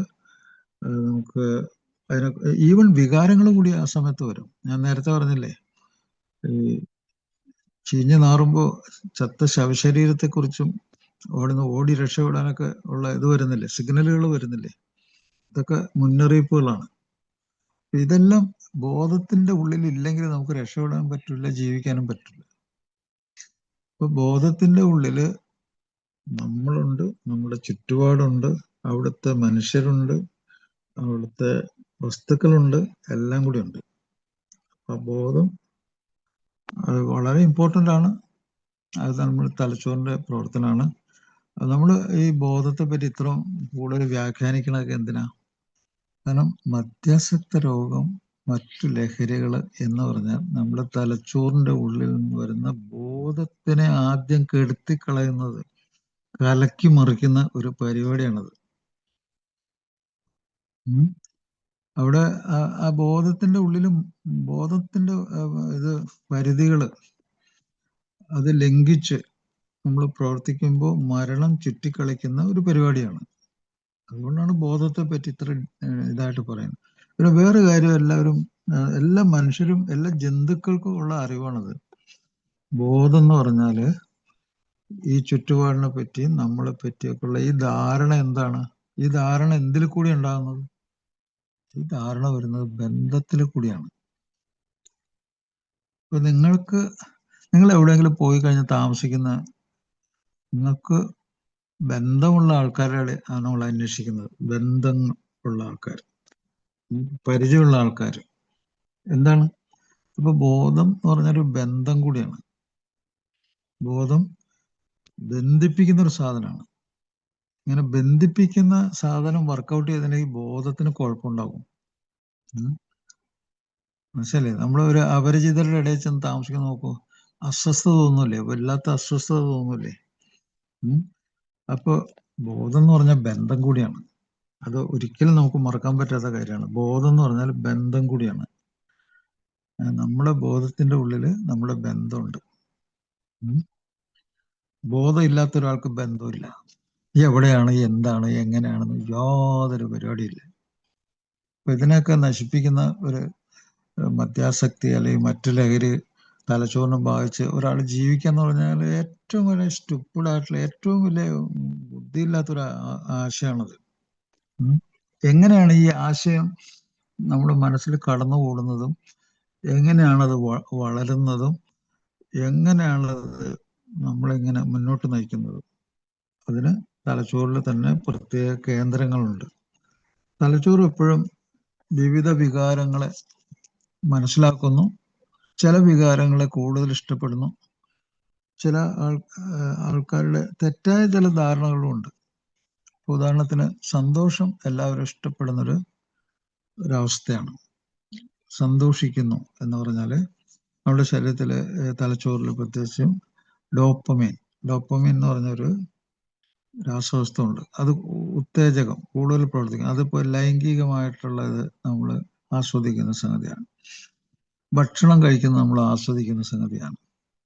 അല്ലെങ്കിൽ നമ്മൾ ഒരു കളി, മത്സരം, അതിൽ ജയിക്കണം, ഭയങ്കര പ്ലഷറാണ്, ആനന്ദമാണ്. അപ്പൊ ഇങ്ങനെ നമ്മൾ സ്വയം സന്തോഷം എന്ന് പറയുന്ന ഒരവസ്ഥ, അതിന് പല ഘട്ടങ്ങളുണ്ട്. ഈ സന്തോഷത്തിൽ നമ്മൾ മറന്നു പോകുന്ന എത്രയോ സംഗതികൾ, നമ്മൾ ചുറ്റുപാടിനെ തന്നെ മറന്നു പോകുന്ന. അപ്പൊ ഏത് വികാരത്തിലും നമ്മളെ മറക്കാം, നമ്മുടെ ചുറ്റുപാടിനെ മറക്കാം. അത് അതിന്റെ ഡീപ്പ് ആയിട്ടുള്ള അവസ്ഥ എങ്ങനെയാണെന്ന് അനുസരിച്ചിരിക്കും. അത് സൂപ്പർഫിഷ്യലുണ്ട്, ഡീപ്പുണ്ട്. ചില ഇമോഷൻസ് നമ്മളെ ഭയങ്കര സ്ട്രോങ് ബന്ധത്തിലും ആഴത്തിലുള്ള തിരിച്ചറിവിലേക്കും കൊണ്ടുവരും. ചില ബന്ധങ്ങൾ വെറും സൂപ്പർഫിഷ്യലാണ്, വളരെ ഉപരിപ്ലവമാണ്. നമ്മളതിനെ പെട്ടെന്ന് മറക്കും, ഗൗരവം കൊടുക്കില്ല. അപ്പൊ ഈ ആഴത്തിൽ നമ്മളെ ഗ്രസിക്കുന്ന വികാരങ്ങളാണ് ഉദാഹരണം സങ്കടം നമുക്ക് ആഴത്തിൽ നമ്മളെ ഗ്രസിക്കും. നമ്മളെ ബന്ധങ്ങളെ ഓർമ്മപ്പെടുത്തും. മരണം അത് നമ്മളെ ആഴത്തിൽ ബാധിക്കും, ഡീപ്പ്. അപ്പൊ അതെന്താ, റിലേഷൻ പോവുകയാണ്, അവിടെ ബന്ധം നഷ്ടപ്പെടുകയാണ്. അതുകൊണ്ടാണ്. അല്ല, അപമാനം, ലോകത്തിലെ ഏറ്റവും കൂടുതൽ ആളുകൾ മദ്യവും മറ്റു ലഹരി വസ്തുക്കളും ഉപയോഗിക്കുന്ന ആളുകള് അവര് അവഹേളിക്കപ്പെടുന്നുണ്ട്, അപമാനിക്കപ്പെടുന്നുണ്ട്. വാസ്തവത്തില് അവർ ഈ അപമാനങ്ങളെ അവർ നേരിടുന്നത് ഉപദ്രവങ്ങളിൽ കൂടിയാണ്. പല ആൾക്കാരും അതിന്റെ പ്രതികരണം വളരെ മോശപ്പെട്ട പ്രതികരണമായിരിക്കും. അതിൽ ചില ആൾക്കാർ മരിച്ചു പോകുന്നുണ്ട്, അത് അപമാനിക്കുന്ന ആളും മരിച്ചു പോകുന്നുണ്ട്, ആരാണ് അപമാനിക്കപ്പെടുന്നത് അവരും മരിച്ചു പോകുന്നുണ്ട്. അത് സാധാരണക്കാരും അങ്ങനെ അപമാനിക്കുന്നവർ മരിച്ചു പോകുന്നുണ്ട്. എന്തുകൊണ്ടാണ് ഈ അപമാനം നമുക്കൊരു ഉപദ്രവമായിട്ട് തോന്നുന്നത്? അത് നമ്മുടെ ഇമോഷൻസ്, നമ്മുടെ മനസ്സിൽ സൂക്ഷിച്ചുള്ള ഇമേജുകളുണ്ട്. ഇപ്പൊ നിങ്ങളുടെ അച്ഛനെ പറ്റി, നിങ്ങളുടെ സഹോദരങ്ങളെ പറ്റി, നിങ്ങളുടെ അമ്മയെ പറ്റി, നിങ്ങളുടെ നല്ല സുഹൃത്തുക്കളെ പറ്റിയൊക്കെ നിങ്ങൾക്ക് ഇമേജസ് സൂക്ഷിക്കുന്നുണ്ട് ഓർമ്മയിൽ, മെമ്മറിയിൽ. അപ്പൊ ആ ഇമേജിനെ നിങ്ങൾ സ്നേഹിക്കുന്നുണ്ട്. അപ്പൊ ആ ഇമേജിൽ അപമാനിക്കപ്പെട്ടാൽ മതി, നിങ്ങൾ വളരെ ആങ്കർ, ദേഷ്യം ഉണ്ടാവും. അത് ചിലപ്പോൾ പരിധി വിട്ടു പോവും ചിലപ്പോ. അപ്പൊ ബുദ്ധിയുള്ള ആൾക്കാരെന്താണ്, ഈ ഉപദ്രവം വാക്കുകളിൽ കൂടെ, അങ്ങനെ അല്ലെങ്കിൽ ആംഗ്യത്തിൽ കൂടി, അല്ലെങ്കിൽ ഏതെങ്കിലും ഭാഷയിൽ കൂടി, എഴുത്തിലോ സംസാരത്തിലോ ആംഗ്യത്തിലോ ഒന്നിലും തന്നെ മറ്റുള്ളവരെ അപമാനിക്കാതിരിക്കുക എന്നുള്ള, ഉപദ്രവിക്കാതിരിക്കുക എന്നുള്ള ബേസിക് അടിസ്ഥാനമായിട്ടുള്ള ഒരു ബിഹേവിയർ പാറ്റേൺ, ഒരു സ്വഭാവം, അത് നമ്മളെ പലതിൽ നിന്നും നമ്മളെ സംരക്ഷിക്കും. ജീവിതത്തിൽ എല്ലാ സ്ഥലത്തും നമ്മളെ സംരക്ഷിക്കും. അതൊരു സ്വഭാവം, ബിഹേവിയർ പാറ്റേൺ ആണ്. ആൽക്കഹോളിക്സ് അനോണിമസ് ഉടനീളം അതിൽ വന്നതിന് ശേഷം അയാൾ മരിക്കുന്നവരെ ഉടനീളം അയാളോട് പറയുന്നതും, ആൽക്കഹോളിക്സ് അനോണിമസ് ആഗ്രഹിക്കുന്നതും, അത് എന്നും നിലനിർത്താൻ ഉപദേശിക്കുന്നതും പ്രാക്ടീസ് ചെയ്യുന്നതും എല്ലാം ഈ ഉപദ്രവമില്ലായ്മയാണ്. അത് ആർക്കൊക്കെ? അവനവന് കൂടെ ജീവിക്കുന്നവർക്ക്, സുഹൃത്തുക്കൾക്ക്, മറ്റുള്ളൂ. അതുകൊണ്ടാണ് ആൽക്കഹോളിക്സ് അനോണിമസിന്റെ മുഖവുരയിൽ പറയുന്നത്, തർക്ക വിഷയങ്ങളില്, കക്ഷി രാഷ്ട്രീയത്തില്, നിങ്ങളിപ്പോ ഇവിടെ കക്ഷി രാഷ്ട്രീയത്തിലൊക്കെ എല്ലാ ദിവസവും ഈ സോഷ്യൽ മീഡിയയിലൊക്കെ കയറുന്നുണ്ടല്ലോ. എന്താണ് അതിൽ എല്ലാ ദിവസവും കേൾക്കുന്നത്? അപമാനം, ഉപദ്രവം, വാക്കുകൾ കൊണ്ട്, പ്രവൃത്തികൾ കൊണ്ട്, ഉപദ്രവങ്ങള് എല്ലാ ദിവസവും കേട്ടോണ്ടിരിക്കുകയാണ്. അപ്പൊ അവിടെ ഒരു ആൽക്കഹോളിക്സ് അനോണിമസിലെ ഒരു ആള് അവിടെ ചെന്ന് വെട്ടിക്കഴിഞ്ഞാൽ അയാള് എല്ലാ ചികിത്സയും അവിടെ തീർന്ന്, അവിടെ അവസാനിച്ച ആള്. അപ്പൊ അതുകൊണ്ട് അയാള് അങ്ങനെയുള്ള കാര്യങ്ങളിലേക്ക് പോകാതിരിക്കാനുള്ള കാര്യങ്ങളെല്ലാം ഇതിന്റെ മുഖവുരയില് ഇതിന്റെ 12 പടികളിൽ 12 പാരമ്പര്യങ്ങളിൽ കൂടി ജീവിതത്തിലേക്ക് തിരിച്ചു വരാനും ആ ജീവിതത്തിന് ഒരു ക്വാളിറ്റി, ഒരു മേന്മ സ്വയം ഉണ്ടാക്കാനും, മനുഷ്യനാകാനും, മനുഷ്യത്വം ഉണ്ടാകാനും, ശാസ്ത്രബോധം ആളാകാനും, ശരീരത്തെയും മനസ്സിനെയും, സ്വന്തം ശരീരത്തെയും മനസ്സിനെയും നോക്കാനും മറ്റുള്ളവരെ അതിന് സഹായിക്കാനും കൂടിയുള്ള ഒരു പ്രോഗ്രാമാണ് ആൽക്കഹോളിക്സ് അനോണിമസ്. അത് നിങ്ങൾക്ക് ഈ പ്രാർത്ഥനയിലും മുഖവുരയിലും 12 പടികളിലും 12 പാരമ്പര്യത്തിലും കൂടി ഒരാളുടെ ഉള്ളിൽ അത് എത്തിച്ചേരുന്നില്ലെങ്കിൽ അയാൾ പ്രോഗ്രാമിന് അത് ഒരു ഉപകരണമായിട്ട് അയാൾക്ക് ഒരിക്കലും മാറൂല. അയാൾ അഡിക്ഷനിൽ തന്നെ ജീവിച്ച് മരിക്കും, ഉറപ്പാ. ആസക്ത രോഗത്തിന്റെ ഉള്ളില് ആ രോഗങ്ങളെ കൊണ്ട് തന്നെ അയാൾ ജീവിച്ച് മരിക്കും, ഉറപ്പാണ്. 100% ഉറപ്പായിട്ടുള്ള കാര്യമാണ്. ഇതിന്റെ ഉദാഹരണം ഞാൻ പല പ്രാവശ്യം പറഞ്ഞിട്ടുണ്ട്. ഇതിന്റെ ഗവേഷണങ്ങൾ നടന്നിട്ടുണ്ട്. ആ നടന്നതിന്റെ തെളിവുകളുണ്ട്. അത് വേണമെങ്കിൽ ഞാൻ പറഞ്ഞുതരാം.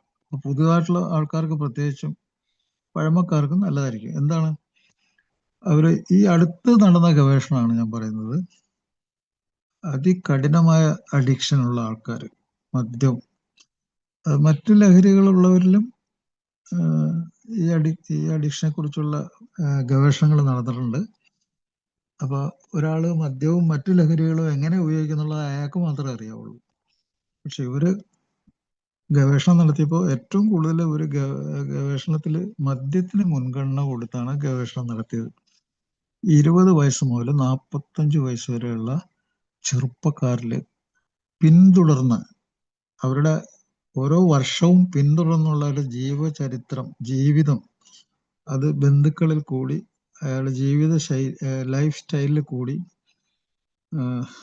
പല ഘട്ടങ്ങളിൽ ശേഖരിച്ച് 20 വർഷം പിന്തുടർന്നുള്ള ഗവേഷണമാണ്. അപ്പോൾ ആ ഗവേഷണത്തിൽ കണ്ടത് 100 പേര് ഈ ഗവേഷണത്തിൽ ഉൾപ്പെട്ടെങ്കിൽ, അതായത് പ്രായം 20 മുതൽ 45 വയസ്സ് വരെയാണ്. അവരുടെ രോഗത്തിന്റെ അവസാനം ഈ 20 വർഷത്തിന്റെ അവസാനം എന്തായെന്നുള്ള റിസൾട്ട് ആണ് ഞാൻ ഈ പറയുന്നത്. ആ റിസൾട്ടില് 100 പേരിൽ 40 പേര് മരിച്ചുപോയി. 20 വർഷത്തിനുള്ളിൽ തന്നെ മരിച്ചുപോയി. അവര് വളരെ സിവിയർ അഡിക്ഷൻ, വളരെ വളരെ കടുത്ത ആസക്തി രോഗം ബാധിച്ച അവര് മരിച്ചുപോയി. അതുകൂടാതെ ബാക്കിയുള്ള 60 പേരില് 30 പേര് ജീവിതത്തിലേക്ക് കുറച്ചൊക്കെ മേന്മയുള്ള ഒരു അവസ്ഥയിൽ തിരിച്ചു വന്നിട്ടുണ്ട്. അവർ ജീവിക്കാൻ പറ്റി. അവരുടെ കുടുംബം അവരുടെ കൂടെ ഉണ്ട്. കുടുംബത്തിന് അവർ തണലായി മാറി, താങ്ങായി മാറി. അവർക്ക് സ്നേഹിക്കാനും സ്നേഹിക്കപ്പെടാനുള്ള കഴിവ് കിട്ടി. അവർക്ക് ആരോഗ്യം പൂർണ്ണമായിട്ട് കിട്ടിയില്ലെങ്കിലും അവർക്ക് ജീവിക്കാൻ പറ്റിയ ആരോഗ്യം, ശാരീരികമായിട്ടും മാനസികമായിട്ടുള്ള ആരോഗ്യാവസ്ഥ തിരിച്ചു കിട്ടി. അവർക്ക് കുറെ സുബോധം നിലനിർത്താൻ പറ്റി. അവർക്ക് അസുഖമുള്ളവർക്കൊക്കെ ആ അസുഖം ചികിത്സിച്ച് നിലനിൽക്കാൻ പറ്റി. അവരുടെ അവസ്ഥകൾ ചികിത്സിക്കേണ്ടത് അവരുടെ ഉത്തരവാദിത്തമാണെന്ന് അവർ മനസ്സിലാക്കി. അപ്പൊ അവർക്ക് കിട്ടിയ സപ്പോർട്ട് എവിടെ നിന്നൊക്കെ? അവരുടെ കുടുംബത്തിൽ നിന്ന് കിട്ടി, അവരുടെ ജോലി സ്ഥലത്ത് നിന്ന് കിട്ടി. ജോലി സ്ഥലത്തെ ആൾക്കാർ വരെ അവർക്ക് സപ്പോർട്ട് കിട്ടി ചികിത്സിക്കാനും രക്ഷപ്പെടാനും. നല്ല സുഹൃത്തുക്കൾ അവർക്ക് ഇതുണ്ടായിരുന്നു. ആൽക്കഹോളിക്സ് അനോണിമസ് പോലുള്ള പ്രോഗ്രാം അവർക്ക് കിട്ടി. അപ്പൊ ഈ 60%-ല് ഈ 30%-ന് നല്ല സുഖമായിട്ട് ജീവിക്കാൻ പറ്റുന്നുണ്ട്. പിന്നെ വേറൊരു 30% ഉണ്ട്. ആ 30 പേര് ഇപ്പോഴും പുനർപതനത്തിലൂടെ കോടതികൾ കയറി ഇറങ്ങി നിയമലംഘനങ്ങളിൽ കൂടി നീണ്ടു നിൽക്കുന്ന പല രോഗങ്ങളിൽ കൂടി അവരിപ്പോഴും ജീവിച്ചുകൊണ്ടിരിക്കുന്ന മാനസിക രോഗത്തിലൂടെ അവർ പോകുന്നുണ്ട്. ക്യാൻസർ ബാധിച്ചവരുണ്ട്. മറ്റ് പല നോൺ കമ്മ്യൂണിക്കബിൾ ഡിസീസ്, പകർച്ചവ്യാധികളല്ലാത്ത രോഗങ്ങളും പകർച്ചവ്യാധികളും ബാധിച്ചവരുണ്ട്. HIV ബാധിച്ചവരുണ്ട്, ഹെപ്പറ്റൈറ്റിസ് B ബാധിച്ചവരുണ്ട്, ഹെപ്പറ്റൈറ്റിസ് C ബാധിച്ചവരുണ്ട്. അവരങ്ങനെ ജീവിച്ചുകൊണ്ടിരിക്കുന്ന, അവരെപ്പോഴും മരിക്കുന്നതെന്ന് പറയാൻ പറ്റൂല. പക്ഷെ അവർ വളരെ സീരിയസ് അവസ്ഥയിലാണ്. ഏത് നിമിഷവും മരിക്കാവുന്ന അവസ്ഥയിലാണ്. പക്ഷെ അവര് ആൽക്കഹോളിക്സ് അനോണിമസിനൊക്കെ അവര് ഉപയോഗിക്കാൻ തുടങ്ങിയിട്ട് അവർക്ക് അത് നിലനിർത്താൻ പറ്റിയില്ല. അത് പല കാരണങ്ങളുണ്ട്. അവർക്ക് മാനസിക രോഗങ്ങൾ മാറി മാറി വരുന്നുണ്ട്. അവർ കൂടെ കൂടെ ഫ്രീക്വന്റ് ആയിട്ട് റിലാപ്സ് ആവുന്നുണ്ട്. അവർക്ക് കൂടെ കൂടെ അവരുടെ ജോലി നഷ്ടപ്പെടുന്നുണ്ട്. ഇതെല്ലാം അപ്പൊ ഇത് കേൾക്കുമ്പോൾ തന്നെ മനസ്സിലാവും ഇതൊരു ആയുഷ്കാല രോഗമാണ്. അത് പാരമ്പര്യമുണ്ട്, ചുറ്റുപാടുമുണ്ട്, അത് തമ്മിൽ ഇടപെടുന്നുണ്ട്. അത് നമ്മുടെ ബോധമണ്ഡലത്തില്, നമ്മുടെ ശരീരം, നമ്മുടെ മനസ്സ്, നമ്മുടെ ചുറ്റുപാട്, നമ്മുടെ സമൂഹം ഇതിനെ ബാധിച്ചുകൊണ്ട് ഈ കാര്യങ്ങളൊക്കെ നമ്മൾ ആഴത്തിൽ മനസ്സിലാക്കും. ഈ ആഴം എന്നുള്ള വാക്ക് വളരെ ഇമ്പോർട്ടൻ്റ് ആണ്. ഞാൻ പറയുന്നത് ആൽക്കഹോളിക്സ് അനോണിമസ് സഹായിച്ച വളരെയധികം ആൾക്കാരുണ്ട്. ഇതിന്റെ സ്ഥാപകര് Bill Wilson and doctor Bob, അവരുടെ അനുഭവങ്ങൾ, ആ ബിഗ് ബുക്കിലുള്ള അവരുടെ അനുഭവങ്ങൾ, അതിൽ എഴുതിയ മറ്റുള്ള സുഹൃത്തുക്കള്, അവിടുന്ന് റിക്കവറി ആയിട്ടുള്ള ആൾക്കാർ, ബിൽ വിൽസണെയും ഡോക്ടർ ബോബിനെയും സഹായിച്ച ഡോക്ടർമാരായിട്ടുള്ള സുഹൃത്തുക്കള്, കന്യാസ്ത്രീകളായിട്ട് പുരോഹിത വർഗം, സാമൂഹ്യ പരിഷ്കർത്താക്കള്, ഒത്തിരി ആൾക്കാർ അങ്ങനെ സഹായിച്ചവരുണ്ട്. റിക്കവറി നടന്നതിന് ശേഷം എയിലുള്ള സപ്പോർട്ട് ഗ്രൂപ്പ്, ഇവരൊക്കെ പറഞ്ഞ ഒരു കാര്യം എന്ന് വെച്ചാൽ ഇത് ആഴത്തിലുള്ള ഒരു രോഗമാണ്. ഈ ആഴത്തിലുള്ള വാക്ക് ഏറ്റവും കൂടുതൽ ഞാൻ കേട്ടിരിക്കുന്നത് ആൽക്കഹോളിക്സ് അനോണിമസിലെ ബിഗ് ബുക്ക് ലോകത്തിന് പരിചയപ്പെടുത്തി കൊടുത്ത വില്യം ഡങ്കൻ സിൽക്വർത്ത് എന്ന ഏറ്റവും വലിയ മനുഷ്യ സ്നേഹി, ഡോക്ടർ വില്യം ഡങ്കൻ സിൽക്വർത്ത്, മദ്യാസക്ത രോഗത്തെ ലോകത്തിന് മുമ്പിൽ ശരിക്കും അതിന്റെ അനുഭവങ്ങൾ മനസ്സിലാക്കി കൊടുത്ത്, ബുദ്ധിപൂർവം ശാസ്ത്രത്തെ ഉപയോഗിച്ചിട്ട് മനസ്സിലാക്കി കൊടുത്ത ആള് അദ്ദേഹമാണ്. അദ്ദേഹം 2 വാക്ക് ഉപയോഗിച്ചിട്ടുണ്ട് ഈ രോഗത്തെക്കുറിച്ച്. അത് അന്ന് നിലനിൽക്കുന്നത് പോലെ തന്നെ ഇന്നും നിലനിൽക്കുന്നുണ്ട്. ഇന്നത് കൂടുതൽ വളരെ പല തെളിവുകളിലൂടെ അത് വളരെ വളരെ വ്യക്തതയുണ്ട്. എന്താണ് അദ്ദേഹം പറഞ്ഞ 2 വാക്കുകൾ? ഈ രോഗം വളരെ വളരെ ആഴത്തില്, വെരി ഡീപ്പ്, തലച്ചോറിന്റെ അത്രയും തന്നെ ആഴമുണ്ട്. തലച്ചോറ് മുകളിൽ മുതൽ തുടങ്ങി താഴെ വരെയും കുറെ ആഴമുണ്ട്. ആ ആഴത്തിലെല്ലാം ഇത് ഇറങ്ങി പ്രവർത്തിക്കുന്നുണ്ട്. ആഴവും വ്യാപ്തിയും, ആഴത്തിലും വ്യാപ്തിയിലും ഇത് ഭയങ്കര ഭീകര രോഗമെന്ന് പറയും. അതുകൊണ്ട് തന്നെ ഇത് ലോകത്തിലെ 1-ാം നമ്പർ ആൾക്കാർ മരിക്കുന്ന രോഗമാണ്.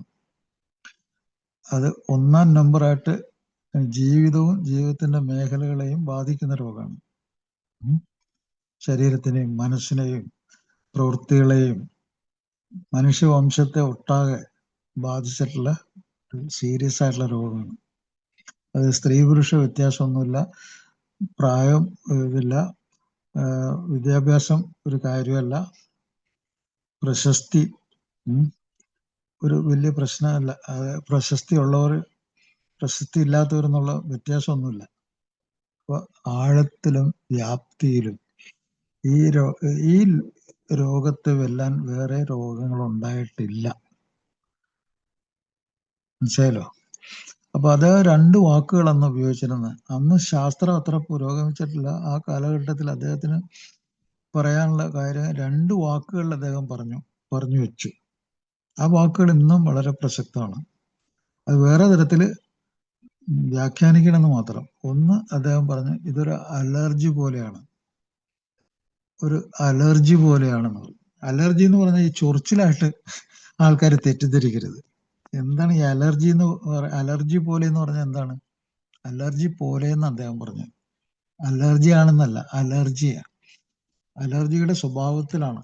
അലർജി എന്ന് പറഞ്ഞാൽ നിങ്ങളുടെ ശരീരവും മനസ്സുമായിട്ട് പൊരുത്തപ്പെടാത്ത, നിങ്ങൾക്ക് പ്രത്യാഘാതങ്ങൾ ഉണ്ടാക്കുന്ന ഒരു രോഗാവസ്ഥ. ആ രോഗാവസ്ഥയിൽ മരണം സംഭവിക്കാം. നിങ്ങൾക്ക് ബീഫ് കഴിച്ച അലർജി ഉണ്ടെങ്കിൽ ആ ബീഫ് കഴിച്ച് നിങ്ങൾ ചിലപ്പോൾ ഏതാനും മിനിറ്റുകൾക്കുള്ളിൽ നിങ്ങൾ മരിച്ചു പോകും. അപ്പൊ അതിന്റെ പ്രത്യാഘാതമാണത്. ആ അലർജി എന്ന് പറഞ്ഞാൽ അലർജി സംഭവിക്കുമ്പോൾ നമ്മുടെ രക്തസമ്മർദ്ദം കുറഞ്ഞു പോകും. നമുക്ക് നമ്മുടെ ശ്വാസകോശം ശരിക്കും പ്രവർത്തിക്കില്ല, അവിടെ നീര് വരും, ഹാർട്ട് ഫെയിലിയർ ഉണ്ടാവും, നമ്മൾ പെട്ടെന്ന് തന്നെ മരിച്ചു പോകും. അതൊരു എമർജൻസിയാണ്, ഒരു അപകടം, ഏറ്റവും വലിയൊരു അപകടമാണ് അലർജി. അങ്ങനെ അപ്പോൾ ആ ആളെ ഇമ്മീഡിയറ്റ് ആയിട്ട് നമുക്ക് ആശുപത്രിയിൽ എത്തിച്ച് അലർജിക്ക് എതിരായിട്ട് ചികിത്സിച്ചു കഴിഞ്ഞാൽ സാധാരണ അലർജി പോലും നമുക്ക്, അപ്പോൾ അത് ഗുരുതരമായിട്ടുള്ള അവസ്ഥ എന്നാണ് അത് സൂചിപ്പിക്കുന്നത്, ഗുരുതരമായിട്ടുള്ള അവസ്ഥ അലർജി. പിന്നെ അദ്ദേഹം പറഞ്ഞ ഒരു വാക്ക്, ഒരു ഒഴിയാ ബാധ, ഒബ്സഷൻ. ഒബ്സഷൻ എന്ന് പറഞ്ഞാൽ ഒരു കാര്യം ചെയ്തത് തന്നെ വീണ്ടും വീണ്ടും ചെയ്തുകൊണ്ടിരിക്കുക. ഇപ്പൊ മദ്യം കഴിക്കുന്ന ഒരാള്, അയാൾക്ക് തൃപ്തി വരുന്നില്ല, അയാളത് വീണ്ടും വീണ്ടും ചെയ്തുകൊണ്ടിരിക്കുന്നു, ആ പണി അങ്ങനെ ചെയ്തുകൊണ്ടേയിരിക്കുന്നു. അയാൾ ചിലപ്പോൾ ബോധം കെടുന്നവരെ അത് ചെയ്തുകൊണ്ടിരിക്കുന്നു. അപ്പൊ ഒരു ഒഴിയാ ബാധ എന്നർത്ഥം അദ്ദേഹം പറഞ്ഞു, ഒബ്സഷൻ. അത് തലച്ചോറിൽ സംഭവിക്കുന്നൊരു പ്രത്യേക അവസ്ഥയാണ് ഈ ഒഴിയാ ബാധ പോലെ പ്രവർത്തിക്കുന്നത്. അപ്പൊ ഈ രണ്ട് വാക്കാണ് അദ്ദേഹം ഉപയോഗിച്ചത്. അതിന്നും അന്നും ഇനിയുള്ള കാലത്തും എല്ലാം ഒരുപോലെ തന്നെയാണ്. അത് അലർജി പോലെ അടിയന്തര ഘട്ടത്തിലെത്തിച്ച് ജീവൻ എടുക്കുന്ന ഒരു പരിപാടിയാണ്. അത് ഒരാളുടെ സ്വഭാവത്തെ ഒഴിയാ ബാധയായിട്ട് ബാധിക്കുന്ന ഒരു സംഗതിയാണ് ആ വാക്കും. അപ്പൊ ഈ രണ്ട് വാക്കും, ആദ്യം പറഞ്ഞ രണ്ട് വാക്കും വളരെ പ്രസക്തമാണ്. എന്താണ്? ആഴത്തില്, വ്യാപ്തിയില്. ഇത് ഏകരൊക്കെ നമ്മുടെ സുഹൃത്തുക്കളൊക്കെ ഗ്രൂപ്പിൽ വന്ന് അത് അനുഭവങ്ങൾ പങ്കുവയ്ക്കുമ്പോൾ പറയുന്നുണ്ട്. എന്തൊക്കെ പറയുന്നവര്? അവര് ശാരീരികമായി ബാധിച്ചു, മാനസികമായിട്ട് ബാധിച്ചു, അവര് ആവശ്യമില്ലാത്ത കേസിന് വേണ്ടി കോടതിയും ജയിലും ഒക്കെ കയറി ഇറങ്ങേണ്ടി വന്നു, മറ്റുള്ളവരുമായിട്ട് വാക്കുതർക്കങ്ങള്, ശാരീരികമായിട്ടുള്ള കുഴപ്പങ്ങള് ഒക്കെ ഉണ്ടായിട്ടുണ്ട്, അപകടങ്ങൾ ഉണ്ടായിട്ടുണ്ട്, ഒത്തിരി അസുഖങ്ങൾ, കരൾ രോഗം, അതുപോലെ തന്നെ ഗ്യാസ്ട്രോ ഇൻറ്റസ്റ്റൈനൽ, അത് അന്നനാളത്തെയും ആമാശയത്തെയൊക്കെ ബാധിക്കുന്ന അൾസർ മുതൽ ക്യാൻസർ വരെയുള്ള രോഗങ്ങൾ, അതുപോലെ ലൈംഗികമായിട്ടുള്ള പരാജയങ്ങൾ, കുട്ടികളുണ്ടാകാതെ ഇൻഫെർട്ടിലിറ്റിയിൽ പോയ അവസ്ഥകൾ, മറ്റ് എന്താ പറയുക,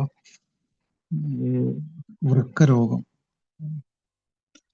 ഇതിലെ ഒരു 200ഓളം ശാരീരിക രോഗങ്ങളുണ്ട്. അതൊന്നും ഞാനിപ്പോൾ പറഞ്ഞ സമയം കളയുന്നില്ല. അപ്പൊ ഇത്തരം രോഗങ്ങളുണ്ട്. ലോകത്തിൽ ഏറ്റവും കൂടുതൽ ആളുകൾ മരിക്കുക, ഒന്നാമത്തെ മോർബിഡിറ്റി ആൻഡ് മോർട്ടാലിറ്റി എന്ന രണ്ട് വാക്കാണ് ഇംഗ്ലീഷിൽ ഉപയോഗിക്കുന്നത്. മോർബിഡിറ്റി എന്ന് പറഞ്ഞാൽ എന്താണ്? മോർബിഡിറ്റി എന്ന് പറഞ്ഞാൽ നിരന്തരം ശാരീരിക, മാനസിക, വൈകാരിക ആയിട്ടുള്ള പ്രശ്നങ്ങൾ, മോർബിഡിറ്റി, തകരാറുകൾ ഉണ്ടാക്കുന്ന അപ്പൊ ലോകത്തിൽ ഏറ്റവും കൂടുതൽ മോർബിഡിറ്റി, മോർട്ടാലിറ്റി എന്ന് വെച്ചാൽ മരിച്ചു പോവുക, മോർട്ടൽ എന്ന് പറഞ്ഞാൽ ജീവിച്ചിരിക്കുക എന്നുള്ളതാണ് മോർട്ടൽ. അപ്പൊ ആ ജീവിച്ചിരിക്കുന്നത് അത് അവസാനിക്കുക, അതാണ് മോർട്ടാലിറ്റി, ജീവൻ നഷ്ടപ്പെടുക, മോർട്ടാലിറ്റി. അപ്പൊ അങ്ങനത്തെ നമ്പർ 1 രോഗമാണെന്നാണ് പറയുന്നത്. അപ്പൊ അതിൽ നിന്ന് രക്ഷപ്പെടാനുള്ള ഒരു ഏറ്റവും ലളിതമായ പ്രോഗ്രാമാണ് ആൽക്കഹോളിക്സ് അനോണിമസ്. അതില് 12 പടികളും 12 പാരമ്പര്യങ്ങളും ആർക്കും വായിക്കാം, ആർക്കും അത് മനസ്സിലാക്കാൻ പറ്റുന്ന കാര്യങ്ങളാണ്. അപ്പൊ ഇതില് നമ്മൾ മനസ്സിലറിയാതെ നടക്കുന്ന, നമ്മൾ മനസ്സിനെ മാറ്റുന്ന ചില കാര്യങ്ങളുണ്ട്. അത് ഞാൻ ഒന്ന് പറഞ്ഞുതരാം. ഒന്ന് കൊളാബറേഷൻ എന്ന് പറയും. കൊളാബറേഷൻ എന്ന് വെച്ചാൽ എന്താണ്? ബന്ധങ്ങൾ ഉണ്ടാക്കുക, പരസ്പരം. ഈ വാക്ക് മലയാളത്തിൽ പരസ്പരം, മ്യൂച്വൽ. ഈ പരസ്പരം എന്നുള്ള വാക്ക് മനുഷ്യന്റെ ബന്ധത്തിലും മനുഷ്യ ജീവിത രീതിയിലും ഏറ്റവും കൂടുതൽ അവൻ ഉപയോഗിക്കുന്ന ഒരു വാക്കാണ്. അതിന് അർത്ഥം ഉണ്ടാക്കുന്നത് അത് പ്രയോഗത്തിൽ വരുമ്പോഴാണ്. പരസ്പരം. അപ്പൊ പരസ്പരം കൊളാബറേഷൻ എന്ന് പറയുന്നത്. കൊളാബറേഷൻ ബന്ധപ്പെടുക, ബന്ധങ്ങൾ ഉണ്ടാക്കുക. പരസ്പരം ഈ ബന്ധങ്ങളിലൂടെ ഉപദ്രവിക്കാത്തൊരവസ്ഥ. കൊളാബറേഷൻ വന്നാൽ അത് നല്ല ബന്ധമാണ്, ഉപദ്രവമില്ലാത്ത ബന്ധം, അതിനാണ് കൊളാബറേഷൻ എന്ന് പറയുന്നത്. അങ്ങനെ ഒരിക്കലും ഉപദ്രവമില്ലാത്തൊരു കൊളാബറേഷൻ, ഒരു സംരക്ഷിത മേഖല. ഒരു മദ്യാസക്തന് എയിൽ വന്നു കഴിഞ്ഞാൽ ഒരു സുരക്ഷിത മേഖല അയാളുടെ ജീവിതത്തിന് തിരിച്ചുവരവിന് വേണ്ടി കിട്ടും. ഒരു സുരക്ഷിത മേഖല. അത് ഞാൻ നേരത്തെ പറഞ്ഞില്ലേ, അയാളുടെ കുടുംബം, ആൽക്കഹോളിക്സ് അനോണിമസിലെ മെമ്പേഴ്സ്, അയാളെ ചികിത്സിക്കുന്ന സ്ഥലങ്ങൾ, അയാളുടെ റിക്കവറിയിൽ സന്തോഷിക്കുന്ന സുഹൃത്തുക്കള്, അവരെല്ലാം ഒരു സുരക്ഷിത മേഖലയാണ് അയാളെ സംബന്ധിച്ച്. അയാളുടെ ആവശ്യങ്ങൾ നിറവേറ്റി അയാൾ രക്ഷപ്പെടുന്ന അയാളുടെ വീട് ഇതൊരു മേഖലയാണ്. അയാളുടെ കഴിവുകൾ വളർന്നു വരുന്ന അയാളുടെ വീട്, അയാളുടെ സ്ഥലങ്ങൾ, അയാളുടെ ജോലി സ്ഥലം, ക്രിയേറ്റീവ്നെസ് എന്ന് പറയും. ക്രിയേറ്റീവ്. എല്ലാ ജീവികളും ക്രിയേറ്റീവാണ്. ക്രിയേറ്റീവ് എന്ന് വെച്ചാൽ സ്വന്തം ജീവിതത്തെയും മറ്റുള്ളവരുടെ ജീവിതത്തെയും മെച്ചപ്പെടുത്താനായിട്ട് പ്രവർത്തിക്കുന്ന കഴിവുള്ള ആൾക്കാരാണ് നമ്മൾ. അതുപോലെ സ്വാതന്ത്ര്യം അനുഭവിക്കുന്ന ജീവികളാണ് മനുഷ്യര്. സ്വാതന്ത്ര്യം. ഈ സ്വാതന്ത്ര്യത്തിന്റെ ഉള്ളിലാണ് സ്നേഹം പോലും ഉള്ളത്. സ്വാതന്ത്ര്യമില്ല, സ്നേഹമില്ല, ഒന്നുമില്ല. ഇപ്പോ പഴയ മനുഷ്യര് അല്ല ഇപ്പോഴത്തെ പുതിയ മനുഷ്യര്. പഴയ മനുഷ്യരെന്തായിരുന്നു? പഴയ മനുഷ്യര് ഒരു 200 വർഷത്തിന് പുറകോട്ട് മാത്രം ചിന്തിച്ചാൽ മതി. അവിടെ അടിമകളും ഉടമകളുമായിരുന്നു. കുറെ ആൾക്കാര് ഉടമകള്, മറ്റുള്ളവരുടെ ഉടമകൾ അവരാണ്. അതിന് താഴെയുള്ളവരൊക്കെ അടിമകൾ. അപ്പൊ അടിമകളും ഉടമകളും ഉണ്ടായിരുന്ന ആ കാലഘട്ടം, ഈ മദ്യാസക്ത രോഗം ഒരു അടിമത്താണ്. അത് ശാരീരികമായ അടിമത്താണ്, മാനസിക അടിമത്താണ്, ആത്മീയമായ അടിമത്താണ്. അപ്പോ ഫ്രീഡം, നമ്മൾ ആൽക്കഹോളിക്സ് അനോണിമസിൽ ഞാൻ നേരത്തെ പറഞ്ഞ നിർവചനമില്ലേ, അനിയന്ത്രിതവും അസാധാരണമായിട്ടുള്ള ചിന്തകൾ, തോന്നലുകൾ, വികാരങ്ങൾ, സ്വഭാവങ്ങൾ, അത് അയാളുടെ സ്വാതന്ത്ര്യത്തെ നഷ്ടപ്പെടുത്തിയിരുന്നു. ആ നഷ്ടപ്പെടുത്തൽ അയാൾ തന്നെ ഈ ലഹരി വസ്തുക്കൾ ഉപയോഗിച്ച് അയാളെ തലച്ചോറിൽ കേടുവരുത്തിയിട്ട് അയാൾ ഉണ്ടാക്കിയ സംഗതിയാണ്. അത് അയാൾ അറിയുന്നില്ല. അയാൾ അതിനെ മറ്റുള്ളവരാണ് അതിന്റെ കാരണം എന്ന് പറഞ്ഞ് തർക്കിച്ചുകൊണ്ടിരിക്കുന്നു, തർക്ക വിഷയത്തിൽ ഏർപ്പെട്ടിരിക്കുന്നു. എന്ന് അയാൾ അത് മനസ്സിലാക്കുന്നു, സ്വയം ഞാനാണ് എൻ്റെ രോഗത്തിന് ഉത്തരവാദി എന്ന് അയാൾ മനസ്സിലാക്കും, അന്ന് അയാളുടെ റിക്കവറി തുടങ്ങും. അവിടെ അയാൾക്ക് സ്വാതന്ത്ര്യം അന്നേരം കിട്ടും. അതുപോലെ അയാൾക്ക് ഈ ജീവിതം ഒരു പ്രചോദനം ഉണ്ടാക്കണം. ഈ ജീവിതം ഒരു ജീവിതമാണ്. മറ്റൊരു ജീവിതം എന്ന് പറഞ്ഞാൽ നമുക്കറിയാൻ പാടില്ല. ഈ ജീവിതത്തിലാണ് നമുക്ക് ജീവിക്കാൻ അനുവദിക്കുകയും ചെയ്യാൻ പറ്റുന്നത്. അപ്പൊ ജീവിക്കാൻ അനുവദിക്കാതിരിക്കുക എന്ന് പറഞ്ഞാൽ അതിൻ്റെ അർത്ഥം നമ്മുടെ മനുഷ്യത്വം നശിച്ചിട്ട് നമ്മൾ ഉപദ്രവകാരികളാകുന്ന അവസ്ഥയാണ് ജീവിക്കാതിരിക്കുക എന്നുള്ളത് ഉദ്ദേശിക്കുന്നത്. കാരണം തലച്ചോറിന് കേടുപറ്റിയ ഒരു ജീവി എപ്പോഴും ഒരു ഉപദ്രവകാരിയായ ജീവിയാണ്. ശരീരം കൊണ്ടും മനസ്സുകൊണ്ടും ഉപദ്രവകാരിയായ ഒരു ജീവിയാണ്. അത് ഒരു പ്രശ്നക്കാരനാണത്. അപ്പൊ നമ്മളിവിടെ എന്താണ്? പ്രശ്നം പരിഹരിക്കുന്ന ആൾക്കാരാണ്. Problem solving.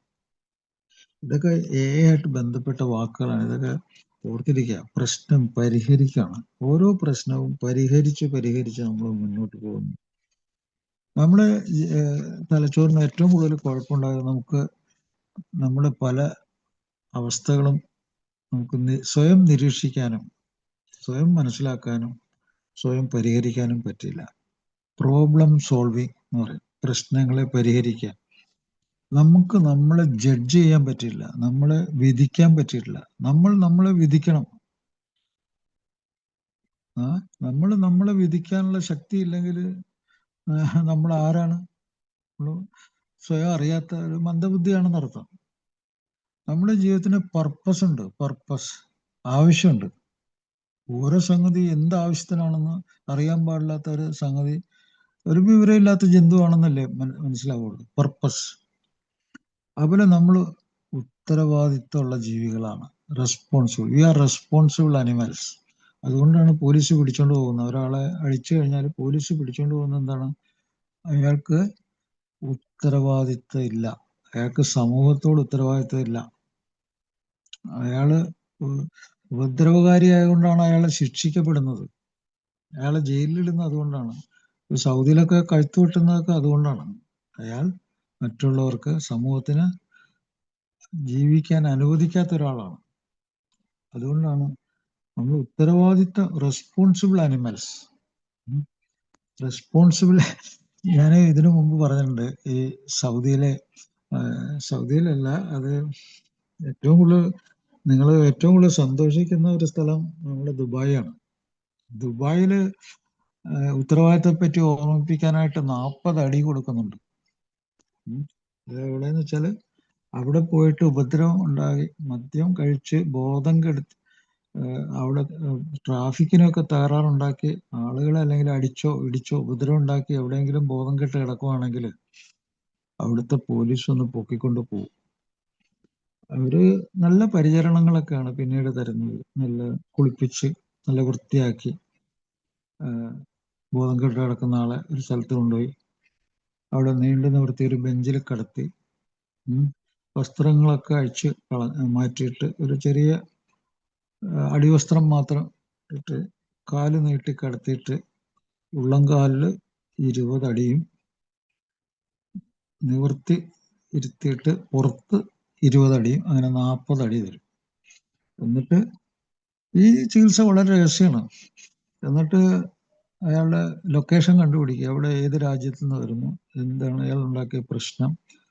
അപ്പോൾ അയാൾക്ക് പിന്നെ ഡീപ്പോർട്ടേഷനാണ്, അവിടുന്ന് സ്ഥലം വിടാനുള്ള പരിപാടിയാണ്. അങ്ങനെ സ്ഥലം വിട്ടു വന്ന ഒരാൾ പിന്നെ ഈ ഉത്തരവാദിത്വത്തെ കുറിച്ച് ആരോടും ചോദിച്ചിട്ടില്ല. അവിടെ അങ്ങോട്ട് പോയവർക്ക് ഉത്തരവാദിത്വം എന്താണെന്ന് അറിയാം. അവിടുത്തെ ആ രാജ്യത്തെ നിയമം അനുസരിച്ച് അവർ ചെയ്ത ഉത്തരവാദിത്വത്തെ ബോധ്യപ്പെടുത്താൻ ചെയ്ത പരിപാടിയാണ് 40 അടി. ക്രിസ്തു ജീവിച്ചിരുന്ന ആ കാലഘട്ടത്തിലെ മനുഷ്യർക്കും ഇതുപോലത്തെ ശിക്ഷയൊക്കെ കിട്ടിയിട്ടുണ്ടെന്ന് പറയുന്നത്. അത് ഇസ്ലാം മതത്തിലുണ്ട്, മറ്റ് ജൂത മതത്തിലും ഒക്കെ ഉണ്ടായിട്ടുണ്ട് 40 അടി. പിന്നെ കൊഹസീവ്നെസ് എന്നൊക്കെ പറഞ്ഞാൽ പരസ്പര ബന്ധം, പരസ്പര സ്നേഹം, പരസ്പര ബന്ധം. അതുപോലെ ജീവിതത്തിന്റെ പ്രാഥമിക പർപ്പസ്, പ്രാഥമികമായിട്ടുള്ള ജീവിതത്തിന്റെ ആവശ്യം എന്താണ്? പ്രാഥമിക ആവശ്യമുണ്ട് ജീവിതത്തിന്, അല്ലേ? ഭക്ഷണം, വസ്ത്രങ്ങള്, കിടക്കാനുള്ളൊരു സ്ഥലം, സ്നേഹം, ജോലി, ഇതല്ലേ പ്രൈമസി ഓഫ് പർപ്പസ് എന്ന് പറയും. ജീവിതത്തിൽ ജീവിക്കാനുള്ള മേഖലയിലെ ആദ്യത്തെ ആവശ്യങ്ങൾ അതൊക്കെയാണ്.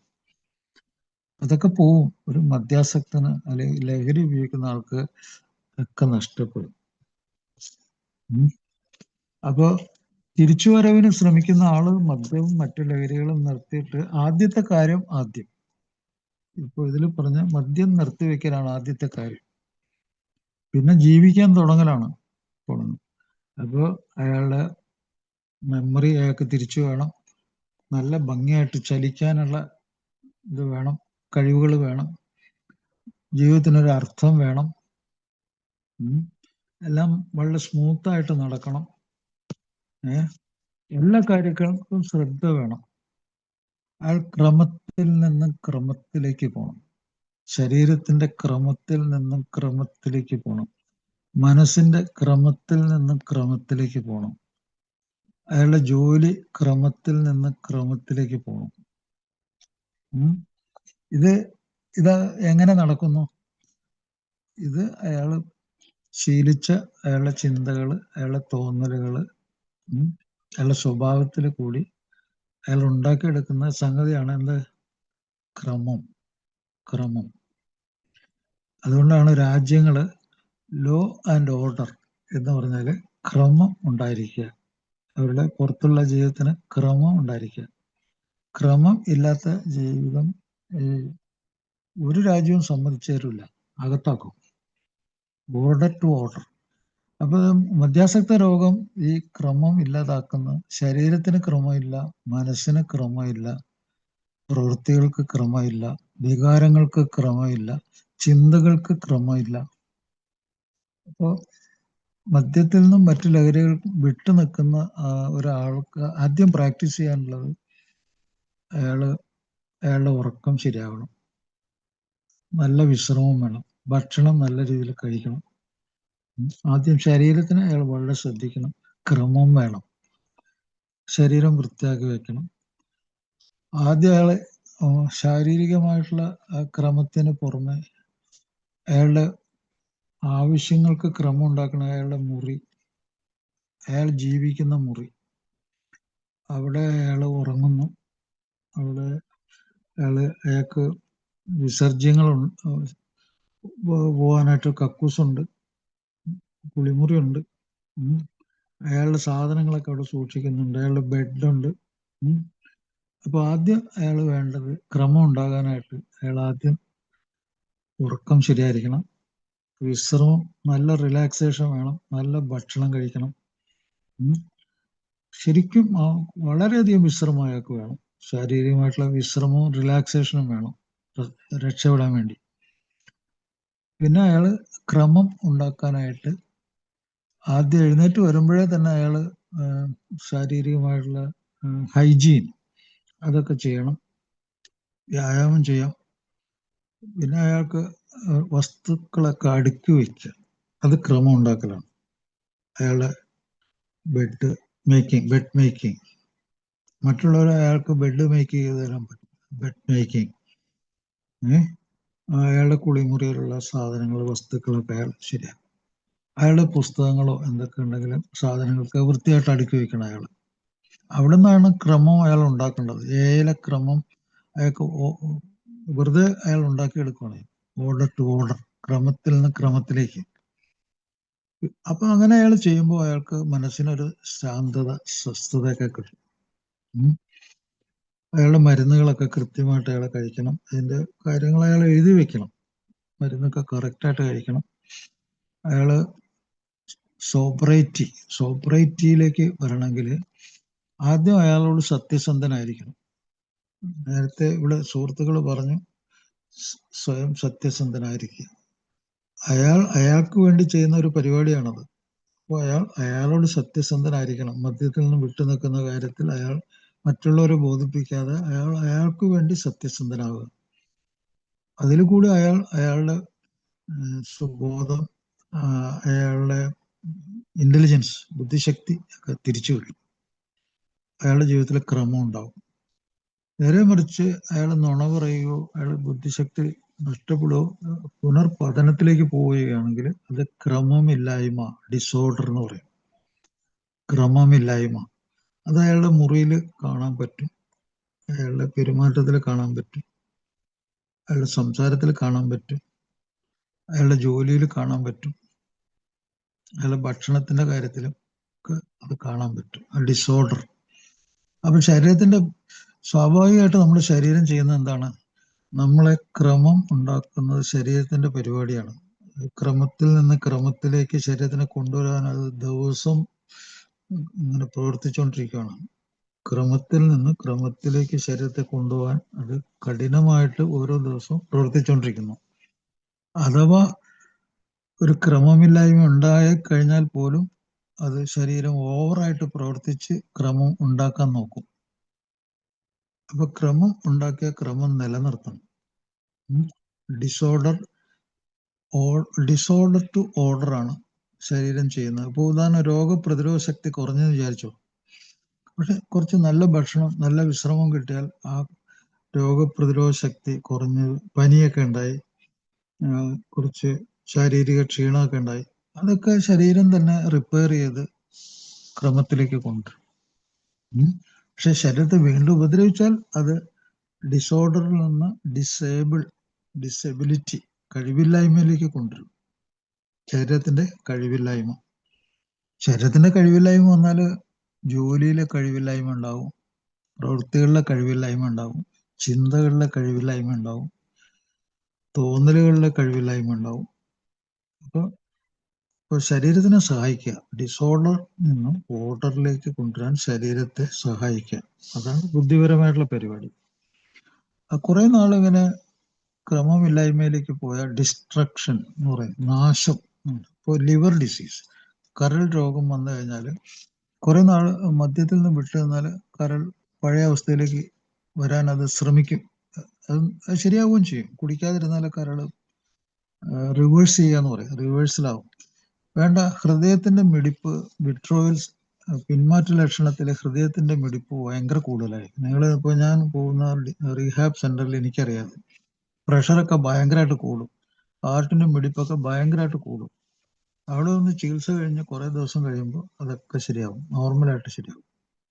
എന്താണ്, ശരീരം തന്നെ ചെയ്യുന്നതാണ് അതൊക്കെ ക്രമമായി. അവിടെ മദ്യം കിട്ടൂല, അവിടെ അയാൾക്ക് ഉറങ്ങാനുള്ള അവസരമൊക്കെ ഉണ്ട്, നല്ല ഭക്ഷണം കിട്ടും, അത് ക്രമത്തിലേക്ക് വരും ഓട്ടോമാറ്റിക്കായിട്ട്. അപ്പൊ അയാൾ ശരീരത്തെ സഹായിക്കണം, അയാളുടെ മനസ്സിനെ അയാൾ സഹായിക്കണം. പിന്നെ അയാൾക്ക് വേണ്ടത് അയാള് ബുദ്ധിമാനാകുക, ഇതൊക്കെ മനസ്സിലാക്കുന്നതിനെ ബുദ്ധി ആവുന്നൊരു ലക്ഷണം. അയാളുടെ ചലനങ്ങൾ മുകളിൽ അയാൾ കൺട്രോൾ വേണം. മനസ്സ് ആന്തരികമായിട്ട് കൺട്രോൾ ഉണ്ടല്ലോ, സ്വന്തം മനസ്സിനെ അറിയുമ്പോൾ ആന്തരികമായ ചലനത്തെ മനസ്സുകൊണ്ട് കൺട്രോൾ ചെയ്യും. ബാഹ്യമായ കൺട്രോള്, ആന്തരികമായിട്ട് കൺട്രോൾ ഇല്ലെങ്കിൽ ബാഹ്യമായിട്ട് ആക്രമണത്തിൽ കൂടി, വയലൻസിൽ കൂടി അത് പുറത്തേക്ക് വരും.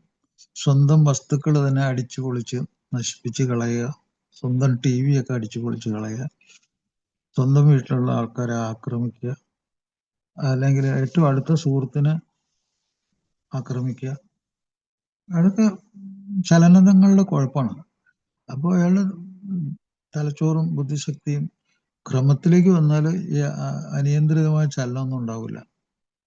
അതുപോലെ അയാൾ സ്വയം കെയർ ചെയ്യും, സ്വന്തം ശരീരത്തെ പറ്റി ശ്രദ്ധിക്കും, കെയർ ചെയ്യും.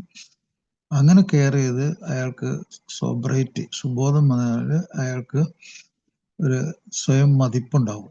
ആ സ്വയം മതിപ്പ് അയാൾ നിലനിർത്തി കഴിഞ്ഞാൽ അയാൾ ബുദ്ധിയുടെ മേഖലയിലേക്ക് വരും. സെൽഫ് എസ്റ്റീം എന്ന് പറയും, സ്വയം മതിപ്പ്. പിന്നെ അയാൾ പൊരുത്തപ്പെടാൻ തുടങ്ങും ഈ ലോകമായിട്ട്. അയാളുടെ വീട്ടിലുള്ളവർ, അയാളുടെ സുഹൃത്തുക്കള്, ജോലി സ്ഥലത്തുള്ളവർ, അവരൊക്കെ മനസ്സുകൊണ്ട് പൊരുത്തപ്പെടുക, ശരീരം കൊണ്ട് പൊരുത്തപ്പെടുക. ജീവിതത്തിലെ മേഖല എന്തൊക്കെയാണ്, അതില്ലാതെ ജീവിക്കാൻ പറ്റില്ല, ഇതൊക്കെ മനസ്സിലാവും. സ്വാതന്ത്ര്യം അവനവനും മറ്റുള്ളവർക്കും വേണം. മറ്റുള്ളവർ സ്വാതന്ത്ര്യത്തിൽ കൈകടത്താൻ പാടില്ല, തർക്ക വിഷയങ്ങളിൽ ഏർപ്പെടാൻ പാടില്ല. ഇതൊക്കെ അയാൾക്ക് പിടികിട്ടും. അയാൾക്കൊരു പുതിയൊരു വെളിച്ചം അയാളുടെ ബോധത്തിൽ, ഒരു സ്പാർക്ക്, എൻലൈറ്റ്മെന്റ്. ഈ ലോകത്തിലെ മനുഷ്യരുടെ തലച്ചോറിലെ ഏറ്റവും വലിയ വെളിച്ചം അത് സുബോധം, നല്ല ബോധമാണ്. ആ ബോധത്തിന്റെ ഉള്ളിൽ ഉപദ്രവങ്ങളില്ല, സ്നേഹമുണ്ട്, പരസ്പര ഉപദ്രവമില്ല, പരസ്പരം സഹായങ്ങളുണ്ട്, നമ്മൾ ഒന്നാണെന്നുള്ള ഒരു മനസ്സുണ്ട്, ശരിയായ പ്രവൃത്തിയുണ്ട്. ഇതെല്ലാം ചേർന്ന് കഴിഞ്ഞാല് നമ്മൾ അപരിചിതരല്ലാതാവും. നമ്മളെ എയുടെ പ്രോഗ്രാമില് 2024 വേൾഡ് സർവീസ് മീറ്റിങ്ങിലെ അവരുടെ മുദ്രാവാക്യം എന്തായിരുന്നു, അതെനിക്ക് അവർ അയച്ചു തന്നിട്ടുണ്ട്. 2024 ആൽക്കഹോളിക്സ് അനോണിമസിലെ വേൾഡ് സർവീസ് കേന്ദ്രത്തിൽ നിന്ന് എനിക്കൊരു ഇത് അവർ അയച്ചു തന്നിട്ടുണ്ട്. അത് ഞാൻ വായിക്കാം. Connecting with love, unity and service. 74ാമത്തെ ആൽക്കഹോളിക്സ് അനോണിമസിന്റെ ജനറൽ സർവീസ് മീറ്റിംഗ്, ലോകവ്യാപകമായിട്ടുള്ള ഒരുമിച്ച് ചേരുന്ന ഒരു മീറ്റിംഗ് ആണ്. 74th annual meeting, world service. എന്ന് പറഞ്ഞാൽ ഒറ്റ ഉള്ളു ലോകത്തില്. ആ എയുടെ ഭാഗങ്ങളാണ് നമ്മൾ ഭാഗങ്ങളാണെങ്കിലും എന്ന് പറഞ്ഞാൽ ഒറ്റ സാധനമുള്ളൂ. അത് ലോകത്തെല്ലായിടത്തുള്ള ആൽക്കഹോളിക്സ് അനോണിമസ് ഒരേ ഒരു സാധനമുള്ളൂ, ടുഗദർ. വേറെ വേറെ ഇല്ല. പക്ഷെ വേറെ വേറെ ഉണ്ടെന്ന് വിചാരിക്കുന്ന ആൾക്കാർക്ക് അവരുടെ എയിൽ കൂടിയുള്ള റിക്കവറി ശരിയല്ലാത്തതുകൊണ്ട് അവർ പ്രോഗ്രാമിനെ പറ്റി തന്നെ അവര് പ്രശ്നങ്ങൾ ഉണ്ടാക്കുകയും അവർ തർക്ക വിഷയങ്ങളിൽ ഏർപ്പെടുകയും അവർ രക്ഷപ്പെടുന്ന അവരുടെ ഉപകരണം തന്നെ അവർ അതിന് കുഴപ്പങ്ങളൊക്കെ ഉണ്ടാക്കുകയും ചെയ്യുന്നുണ്ട്. അപ്പോൾ അവർ പറഞ്ഞേക്കണെന്നറിയോ, കണക്റ്റിംഗ് വിത്ത്, ബന്ധപ്പെടുന്നു, കണക്ഷൻ, എന്ത്? വിത്ത് ലവ്, സ്നേഹം, യൂണിറ്റി, ഐക്യം, സർവീസ്, സേവനം. അപ്പൊ സ്നേഹം, ഐക്യം, സേവനം, അതിൽ കൂടി നമ്മൾ പരസ്പരം ബന്ധപ്പെടുന്നു എന്നാണ് പറയണത് ആൽക്കോഹോളിക്സ് അനോണിമസ്. അവരുടെ വേൾഡ് സർവീസിന്റെ ഫൈനൽ റിപ്പോർട്ടാണത്. അതിൽ പറയുന്നത്. അപ്പൊ ഒരിക്കൽ കൂടി എല്ലാവർക്കും നന്ദി പറഞ്ഞു നിർത്തുന്നു. Thank you.